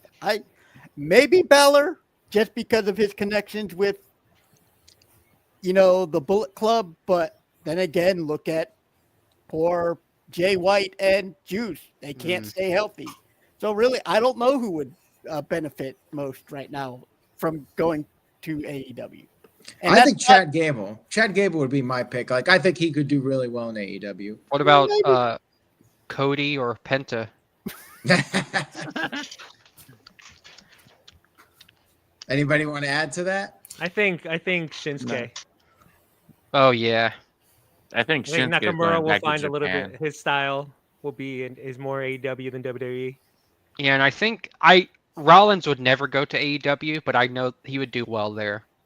Yeah. And Owens would have done well there Oh, if he yeah. had Owens decided too, to go. yeah. Yeah, I Sami would- Zayn. I would say controversial. Logan. Logan would be great over there. Ironically enough, no, I'm being serious. He would be great. And I would say like the number 2 guy. Dang, I just lost it. I'm not trolling. Dang it, who was the other person I was going to say? Never mind. I'm going to say. No, we need to know. I can't remember right now. It just they lost. They just like left my memory. Were they on the WrestleMania card? No, actually. Oh. I mean, Pete Dunne probably. Like I just out of the Tyler blue, like, Bate? Were you gonna say Tyler Bate? No, Pete Dunne. I was just. Well, Yeah. what Giovanni Vinci? I mean, he was pretty good, but like, does he even still work for WWE, or is he? You get released. No, Pete Dunne and Tyler Bate would do really good. Dragon New would do really catch good. Republic. Oh, that's yeah. No, it was Ford. That's what I was thinking of. Paul or Ford. Montez? Yeah. Yeah, he would too. All right, we're getting off track here. We got to get to the main event here. No one cares about that one.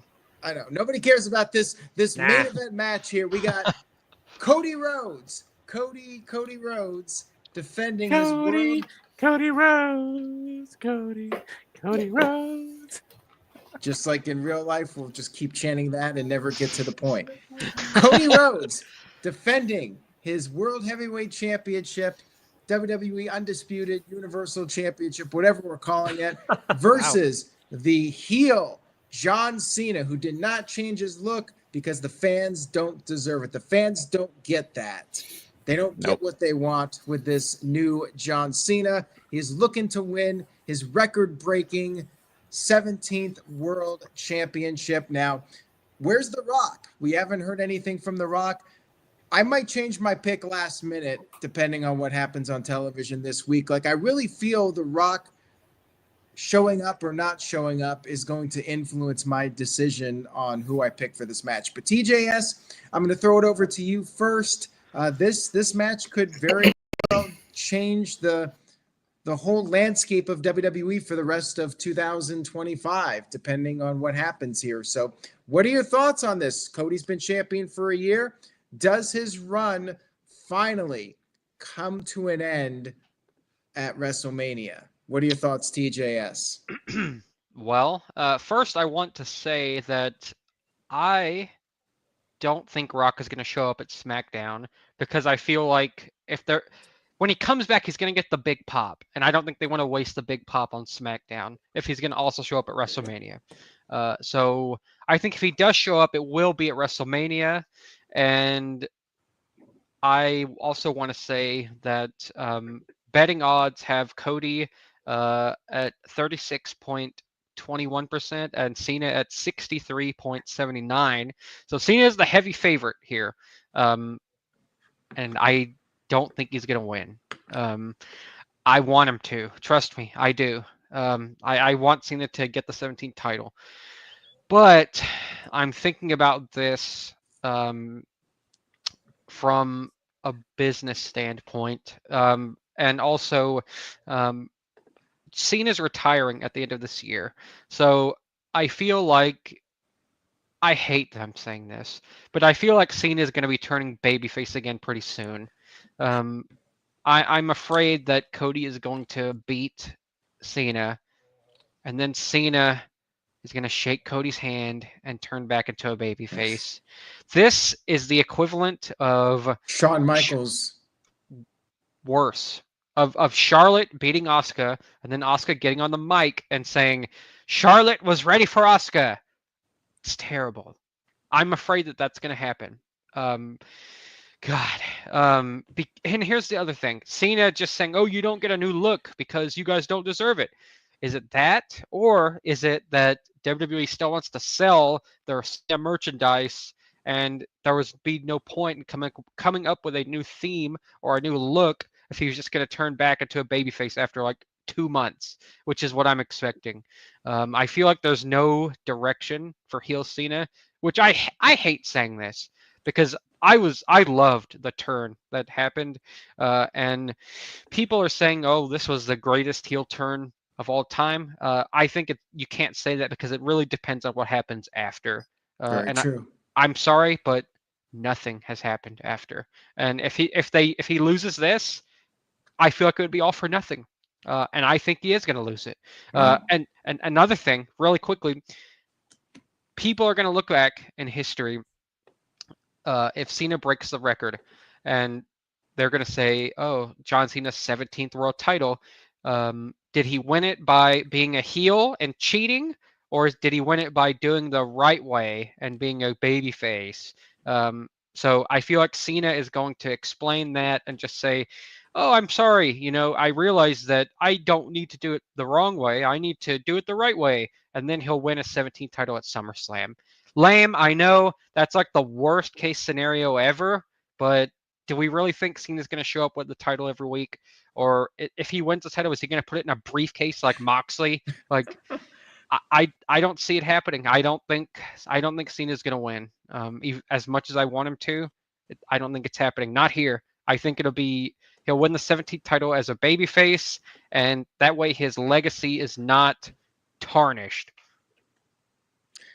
Man, you had to be a real party pooper here, huh? I'm sorry. I'm very sorry. Party I want him pooper. to win. I want him to win, but the heel turn, I don't know. I'm not feeling it so far. Well, there you have it. TJS being brutally honest with his thoughts on this. And yeah, it could be like a Shawn Michaels Hulk Hogan scenario where Michaels was the heel literally for that one SummerSlam match and then went back to being a babyface the next night. I wouldn't rule that out. I hope that's not the direction. I'm tentatively going with John Cena just because I think for his heel run to be a success, he needs to win that title. Imagine Hulk Hogan when he turned heel, losing to the Giant at Hog Wild and not going on that run as the heel world champion. The NWO might have been dead in the water if Hogan lost that match. TJS? Just really quickly, I wanted to add, Aaron, it's Cena's last year, and he's John Cena, so a loss is a loss. And we're burning daylight here. We're in April. Cena has another 8 months or so before he's hanging it up. So I just question how long that they will have him as a heel. And also, WrestleMania is in Vegas. Stone Cold is going to be at the Hall of Fame ceremony, inducting his match. So, well, be there to accept the match award. So, people are suspecting that Austin might show up to help Cody if The Rock shows up. So, well, yeah, and that was the thing. Like, if The Rock shows up on Raw, I'm going with Cody Rhodes to win, and I think Austin's going to stun The Rock at WrestleMania. If we don't get any Rock, then I think that really opens up the door for Cena winning, you know? I think if Rock shows up, it's going to be at Mania. Yeah, I mean, and that way, that could completely screw me as far as the prediction goes. But I'm tentatively going with John Cena to win. Let's hear from the rest of the panel and get their thoughts on this. Real quick, Building Nexus sent in a $2 super chat, says, maybe Paul Heyman is the third man. What if Paul Heyman brings Seth Rollins out there at the end and does something? What if Drew McIntyre joins up with John Cena as the new two-man power trip? I mean, there are some possibilities for a shock ending at WrestleMania where somebody helps John Cena and forms this new alliance, and Cody has to fight these guys. Cody needs a real threat. That's the thing, too. Cody's been champion for a year. Some people feel it's time for him to be on the chase again, and he needs some serious opposition now that the bloodline is pretty much done. Cody needs some real competition, a real threat to being on top in WWE, and he needs to be climbing back up. So some would argue that we need some kind of an alliance, John Cena with somebody else. Matthew, I'm going to throw it over to you next and get your thoughts on this. Spencer thinks TJS is just overthinking. What are your takes on this? What would be the point of the heel turn if Cena wasn't winning? And then there's the, announcement of Backlash being in St. Louis. We would, for the first and only time, get heel Cena versus babyface Orton. That seems like a money-making match to me. Yes, they're a lot older, but the history is there. Yeah. And, as much as, it's been great to have Cody as champion. And yes, he's had some really good matches. Cody hasn't really had that definitive challenger. He hasn't had, the final boss to beat like he did with Roman. So I think Cody is better off chasing. So I think Cena will win. As I mentioned earlier, I could see Drew or someone being the third man. I do expect Stone Cold to show up and stun The Rock, but that's going to distract everybody from somebody taking out Cody. Now, again, we are looking at a repeat of, the last couple Roman matches at Mania, too many interference and all that, but that gets the crowd popped. And I mean, it's Mania. You're going to want the spectacle. You want people talking about it. So I don't know how it's all going to happen.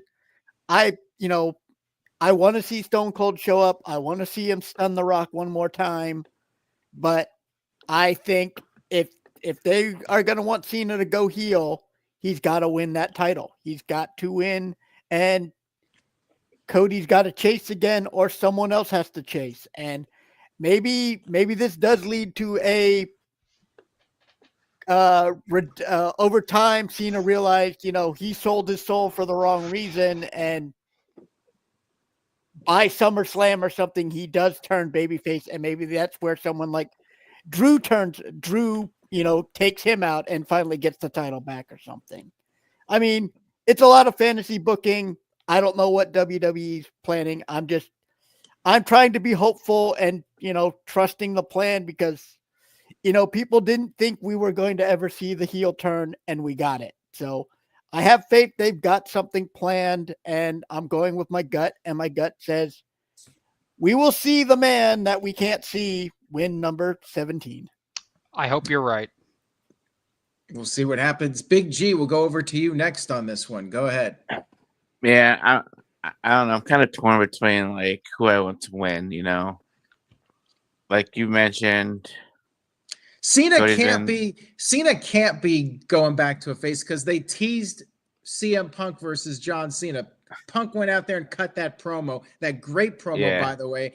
Is that going to be for nothing?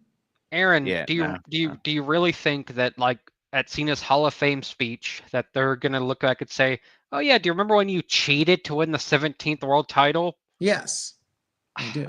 I hope you're right. I really do. But I guess I'm just thinking worst case scenario. You've watched too much Vince McMahon WWE, and that's why you think this way. Yeah. Yeah, fair enough. But I'm torn. Like, we said Cody's been champ for over a year now. Cena's come back. This is his quote unquote farewell tour. He recently turned heel. Like, Cena is supposed to be in Vegas this Friday too. To do, I guess, for him and Cody to be face to face one last time before Mania on Sunday. I don't know, because like you said, it all depends if The Rock shows up on WrestleMania Sunday. Because like at this point, like I feel like The Rock shouldn't even have showed up at Elimination Chamber. This is just a hot take here. Like Cena had cut that great promo after the Royal Rumble saying that, he earned his spot at the Elimination Chamber, which seemed kind of heelish. And then at the Chamber, he won because of Rollins curb stomping Punk, and Punk literally passed out. I can't remember if he tapped out. Yeah, But, he passed out. Yeah, he passed out. So that seemed kind of heelish too. And then The Rock was gonna show up because of Cody and stuff like that. But I feel like The Rock shouldn't even shown up. Like, nothing against The Rock, but at this point in time, I just want people to stop relying on The Rock. Right. It's at the point like people are so and that's the thing. That's another thing. People are so dependent on The Rock, and they're thinking this WrestleMania is so bad because The Rock's not going to be there because he was there last year. Yep. But anyways, it all depends. Anyways, going back to what I was saying, it all depends if The Rock's going to show up on Sunday. But screw it. I'm gonna say Cody retains here. Whoa! All right, a I'm gonna retention say for Cody Cody. Rhodes. I'm gonna say Cody Rhodes retains here. All right. Like Cena will eventually turn babyface again before the end of his run, and I'm sure he'll get his 17th title before he retires. I think he's gonna say he wins it at SummerSlam or like a month before he retires, and then like the Monday before he retires, because I think the 31st of December is like a Wednesday or something like this year. So he'll relinquish the title on the Raw before he like officially retires. Well, like I said, if something happens with The Rock this week and it's clear Rock is at WrestleMania, I'm going with Cody. I might change depending on what happens on Friday too. Yeah. I might change my pick to Cena. Yeah, if Cena destroys Cody on SmackDown the night before or 2 nights before, that could potentially change my opinion too. Yeah.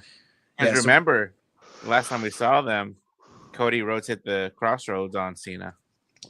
Yeah, I'm very tentative with my pick of Cena right now. Oofman, let's throw it over to you now. Any thoughts on this? Yeah, I go back to when I described the whole storyline. The Cena turn was great. It was fantastic, I think, at Elimination Chamber. However, the journey was a little rough because Cena wasn't around, and then they did the European tour, and he finally did show up. But I felt like this whole entire heel run for Cena has been Cena versus the fans more than Cena versus Cody. And too little too late to turn the attention back to Cena versus Cody. And I completely agree with Big G, what he said about everything. I don't think The Rock's going to show up on Friday because, like everybody's been saying, when The Rock does show up, all eyes go on him, and that's fine. But I also agree with Big G that like last year was all about The Rock. What is he doing? So it's probably a blessing that he was at the Elimination Chamber, and we haven't seen him since. He was mentioned once, but I do think he will show up on Sunday. And because once he shows up, every time he shows up, chaos ensues. Something's going on. He says something stupid, or he gets us all thinking, what the hell's going on? So he will show up on Sunday. Again, all eyes will be on him, unfortunately, but that's how it goes. Because he's the final boss. He's on the board, blah, blah, blah, blah, blah. So that's gonna bring the eyes on him. But shenanigans will happen on Sunday. But what should have happened last year, we will get this year, where The Rock will be assisting Cena a little bit, and then either he does a couple rock bottoms or a people's elbow or whatever, but just the attention's on him now, and poor Cody is not going to be able to match him, or Rock makes it a no DQ falls count anywhere match where Cena and Cody are fighting and The Rock's in the ring alone, all by himself. And then what should have happened last year, we hear the glass break, and here he comes in his ATV. I don't, because looking at the photos of the entrance ramp, it looks like it's going to be another long ramp. So he comes out in his ATV, flies down to the ring. We have that another WrestleMania moment, the final WrestleMania moment, Rock and Austin just staring at each other. Maybe Rock goes for like a handshake, they handshake and all that. But we get the stunner that we should have gotten last year. No offense to Undertaker. It was cool to see him, but to hear the glass shatter. And I'm going to go with Cody retaining as well, because if you're going to make Cena win the title, I think it would be better business-wise if he won it as a face versus a heel. even though he said like he's going to take the title and go home, no, he's not going to. His face is on the poster for Clash in Paris. So when he said that, like, I'm going to take the title and go home, okay, but then they released the poster. It's like, oh, look, there's Cena right there. So I don't know if that was on purpose, or even Cena probably didn't know what the marketing. I mean, I'm sure he's not part of the marketing department.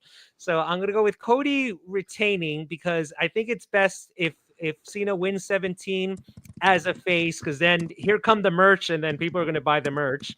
But I'm gonna, again, it deals with what I said earlier. I think Orton goes to St. Louis and he beats Cody, and then we get the final Orton versus Cena at SummerSlam, face versus face, or turn Orton heel. But I think you save it, because again, this is the first time that SummerSlam's a 2-night event. You're gonna have to want to fill out MetLife Stadium. I'm tempted to go. Me and my friends have been talking about going to MetLife for SummerSlam. We're trying to choose night one or night two, but if Cody retains and then Orton wins the title, then definitely I think they're going to save Cena winning the title at SummerSlam. Again, first time it's 2 nights. You want to sell out MetLife Stadium, 180,000 or so fit there. So Cena will win number 17 at SummerSlam by pinning Orton, in my opinion. Whether it's a face or heel Orton, it doesn't matter. They're going to build it one last time, last time ever, Orton Cena. I think it's just just playing Booker here. But for my official call, shenanigans will happen because The Rock will show up on Sunday. Austin will come out. Not necessarily will help Cody win, but he'll get The Rock out of the way.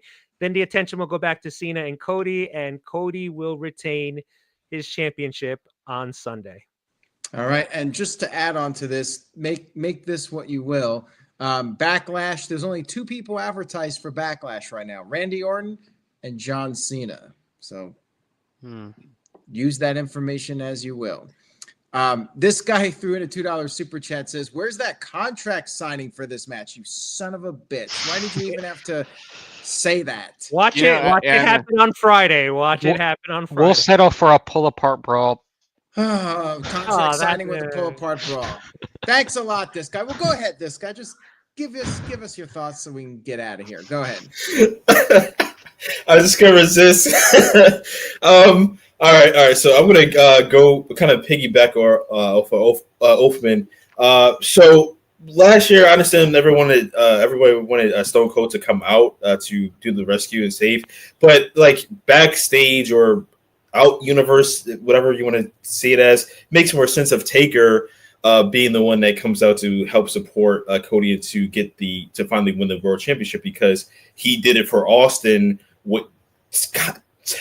behind the closed doors back in the day, when like everyone knows that old story where Shawn was like debating if he wanted to let Stone Cold actually get the title off of him for Stone Cold. 13, 14. And like they said that Taker was backstage taping his fist up just in case Shawn didn't do the JOB. It makes sense, like in universe, that Taker was the one to allow the new face of the company. Because I do agree with Vinny that only the reason why Cody's the face is because Roman Reigns is part-time right now. No offense to Cody, but that's pretty much how it is. And I'm not saying this to be on Virtue's good side. Like literally, that's how it is. But yeah, it makes logical sense that Taker had came to the rescue. This year would be awesome if we finally see Stone Cold doing the save, and we can finally see the WrestleMania 17, but except for they're not in this match. But ultimately, I'm with TJS. I'm gonna go. I was fighting for the longest time, but I said this even after after the heel turn. I was like, Cena's not winning the title from Cody. Like, it's going to stop at 16. Charlotte's going to be the one that beats the 16 record. It's not going to be Cena. And it's not going to be surprised either. And yeah, like TJS actually made me even more deflated on the heel turn, like when he just spoke 100% facts, 100% truth, because Triple H, Vince, I don't care who it is. We still have to live with reality. Cena is less than a part-timer. Roman Reigns is a part-timer. Cena is less than Roman Reigns' time in the ring. Because he is a movie superstar. He also has some other behind the scenes like business deals similar to The Rock. So they have to deal with his actual main job than wrestling. Wrestling is his less than part-time job. So that being said, because he's going to be in like a handful of things the next few months, and he can even do the same thing Roman Reigns and Brock Lesnar did, which is win the title and come back every once in a while. But I don't even see Cena doing that. I don't know Cena personally, but I don't think he probably says what Brock and Roman did was not a good thing for the business, and that's the reason why I'm pretty sure he's going to say, I don't want the title unless I can be on TV at least twice a month, something like that. So I definitely agree with TJS because of that, because real world events is going to happen in which Cena cannot defend. Now, as a heel, yeah, on TV, cool. He when he said that tongue in cheek thing that CM Punk said over a decade ago, cool. But we know the actual man, John Cena, is not going to want to do that. He's not going to want to be a part-time champion, and he's just going to. And on top of that, this heel turn is going to end really, really shortly. Like it's not going to be there. So Cody's going to get the win, and I don't think necessarily that he's going to give Cody a handshake. He's probably going to be pissed off and like run off or something like that. And then we'll see Cena at the next what was it, the French pay-per-view or whatever, the one in France. Paris, yeah. Yeah, we'll see him come back at that, and he's gonna turn face. He's gonna say, you know what, kid, you're right. I was an idiot. Blah blah blah blah, and he's gonna turn back face. But it's not gonna be 17. It's gonna be 16, and it's gonna be a solo to Cena. And he's probably gonna be posting some stuff on Twitter or whatever. And then he's like, oh, he's gonna come back and be a heel. Nope. He's gonna come back as his face. All right, thank you for that. Lots of possibilities for this. It's an interesting main event. We'll see what happens this week on Raw and SmackDown. Now, before we do our plugs here, Roger B sent in a $2 super chat off topic here. Anybody in this panel have an opinion on the Booker T and Swerve Strickland feud? I don't really care one way. Thanks for the What? $2. I don't even know why they're feuding. Yeah, I'm not following. What's going on? I mean, it's kind of ridiculous. Booker said something about something, and Swerve took offense to it. I don't know. Yeah, it's the whole thing's a mess. Typical BS between wrestlers. Yeah. Sorry, Roger, we don't know. Yeah, It's probably. Yeah, I would say it's more like we don't. Yeah, it's probably like the old guard Booker T commenting on the younger guard Swerve, and the younger guard's getting upset. I mean, again, going back to the Undertaker, how many wrestlers got upset the last couple of years since Undertaker's six feet under podcast whenever he critiqued them? Like again, it's just I'm young, but I get annoyed when older people say stuff. But at the same time, I got to step outside myself and say, you know what? Are they right or wrong? And most of the time, the older generation, because they have the experience of it, they're correct. So whatever, I don't know what the comment was, but I'm pretty sure it's going to be down to that. So Strickland has some kind of issue with Booker T said, and it's probably correct on Booker T's side. I mean, it's something I can't really explain in like. Is it on NoDQ? I'm looking for but it. it's something I can't really explain here in 2 minutes, and I think we're all pretty tired and want to sign off here. So I appreciate the super chat, but it's a little late, and also it's off topic with WrestleMania. Yeah. I don't think Booker mentioned Swerve. I just think Booker said something about something, and then Swerve took offense to it. I think that's what happened, from what I read. Swerve says F Booker T. Well, that was at the after Dynasty or the last pay-per-view. But he was answering to Booker T. But Booker T was like on a podcast, and again he said something about either someone or something or something. It's not we can run this through in 2 minutes, do we? And nobody here's really familiar what's going on anyway. So ask it on NoDQ. I'll save that comment. I'll give you my opinion on the Q&A video. Okay. There you go. Cheap plug.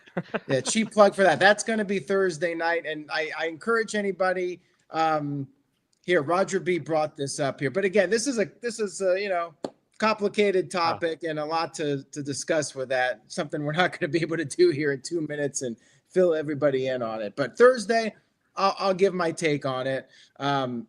Long story short, I don't really care. As they said, it's basically wrestlers bickering, and Booker T is like a lot of podcasters. He likes to stir up the pot a little bit, and Swerve Strickland has his opinions on things, and things just blew up. They worked themselves into a shoot, as they say. Brother Jack dude. Yeah, pretty much. All right, guys, let's get to the plugs here. Thank you all for being on tonight. Much appreciated. Ran pretty long here. With only 6 matches, we somehow managed to surpass the Saturday night stream as far as length goes. So let's do our plugs. TJS, I'm going to start with you. Go ahead. What do you got for us? No plugs. I want to get out of here. It's late. He needs his sleep. You know, he got Yes. 2 hours the other night. Yes. Did yes. better, got 7. Below my @ is right there. My caption. Follow me there. All right, Big G, I know you got some stuff to plug. So first of all, go ahead. Yeah. Tell. So yeah, those are all my socials. YouTube, Harley and Joker 2021. If you love cats, NoDQ _ Big Baller G on X, TikTok, Big Baller G 1988. I don't know how much long TikTok's gonna be on there, and Instagram. And yes, go to that link, find that book, and purchase it. Thank you very much. All right, we appreciate you very much. Oofman, I'll go over to you next. What do you got for us? Well, again, thank you guys for having me on again, especially you, the boss man. There we are in Jersey. Next time you're in Jersey, Aaron, pizza's on me. All right, so we're gonna make it happen. We're gonna make it happen this year. Yeah, let me know. I'll take you to, like I said, the Mom and Pops or Pizza Hut, whatever we come up with. We're not Pizza Hut. My wife and I have a rule. My wife and I have a rule. We don't do chains when we travel. Like, oh, good. Then I'll show you the Mom and Pops in Little Falls, New Jersey. Who's that other guy?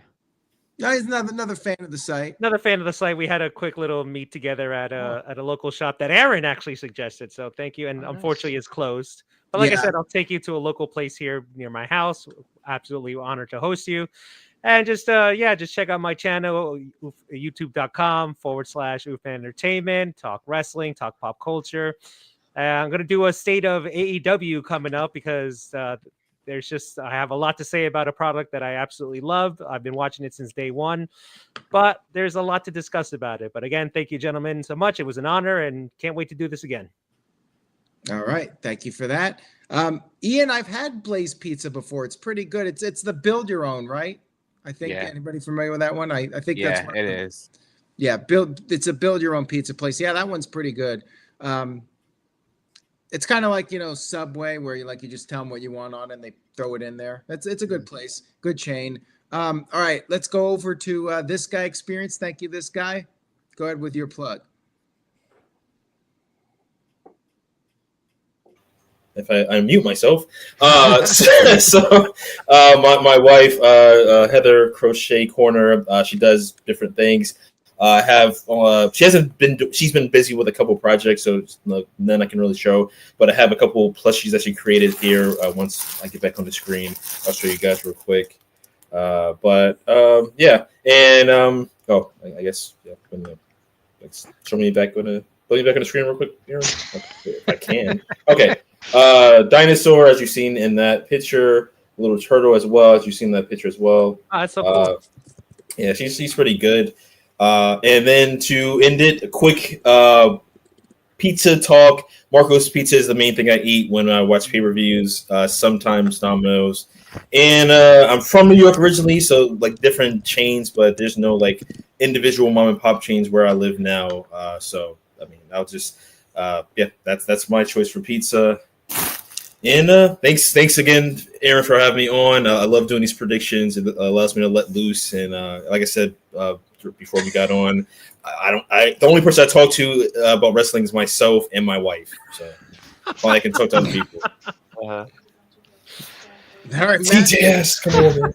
TJS is starting to shut down. TJS.exe has stopped responding. Well, I don't really have anything to promote, but as always, thanks for letting me be a part of the panels. Always a great time. Look forward to WrestleMania. Check out NoDQ. Thanks to Aaron for everything he does, everything to Big G and the rest of the Simply Predicting group do.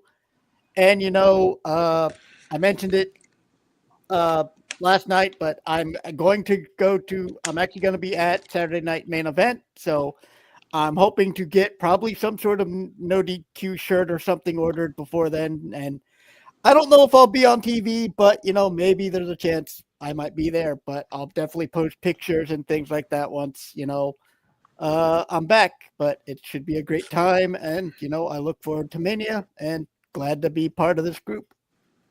We appreciate you. Thank you all, and thank you to the chat room. Enjoy WrestleMania next weekend, and stay tuned to NoDQ.com this week. I very much appreciate it. live streaming all week. No DQ&A video. I'll talk about that Swerve and Booker T situation, even though I think we're all kind of over it, but we'll talk about it and other topics. So make sure you guys tune in Thursday night at 8 p.m. Eastern, 5 p.m. Pacific for No DQ&A video, and check out the other stuff. No DQ review. Colin Andrew running the show one more time this Tuesday. There's his socials. Make sure you guys follow him and check out the Big Vito brand. Shout out to Big Vito. Shout out to Human Tornado who stopped by tonight. Appreciate that. And have a great week, everyone. Say yes to No DQ, and we will see you all next time. Peace out.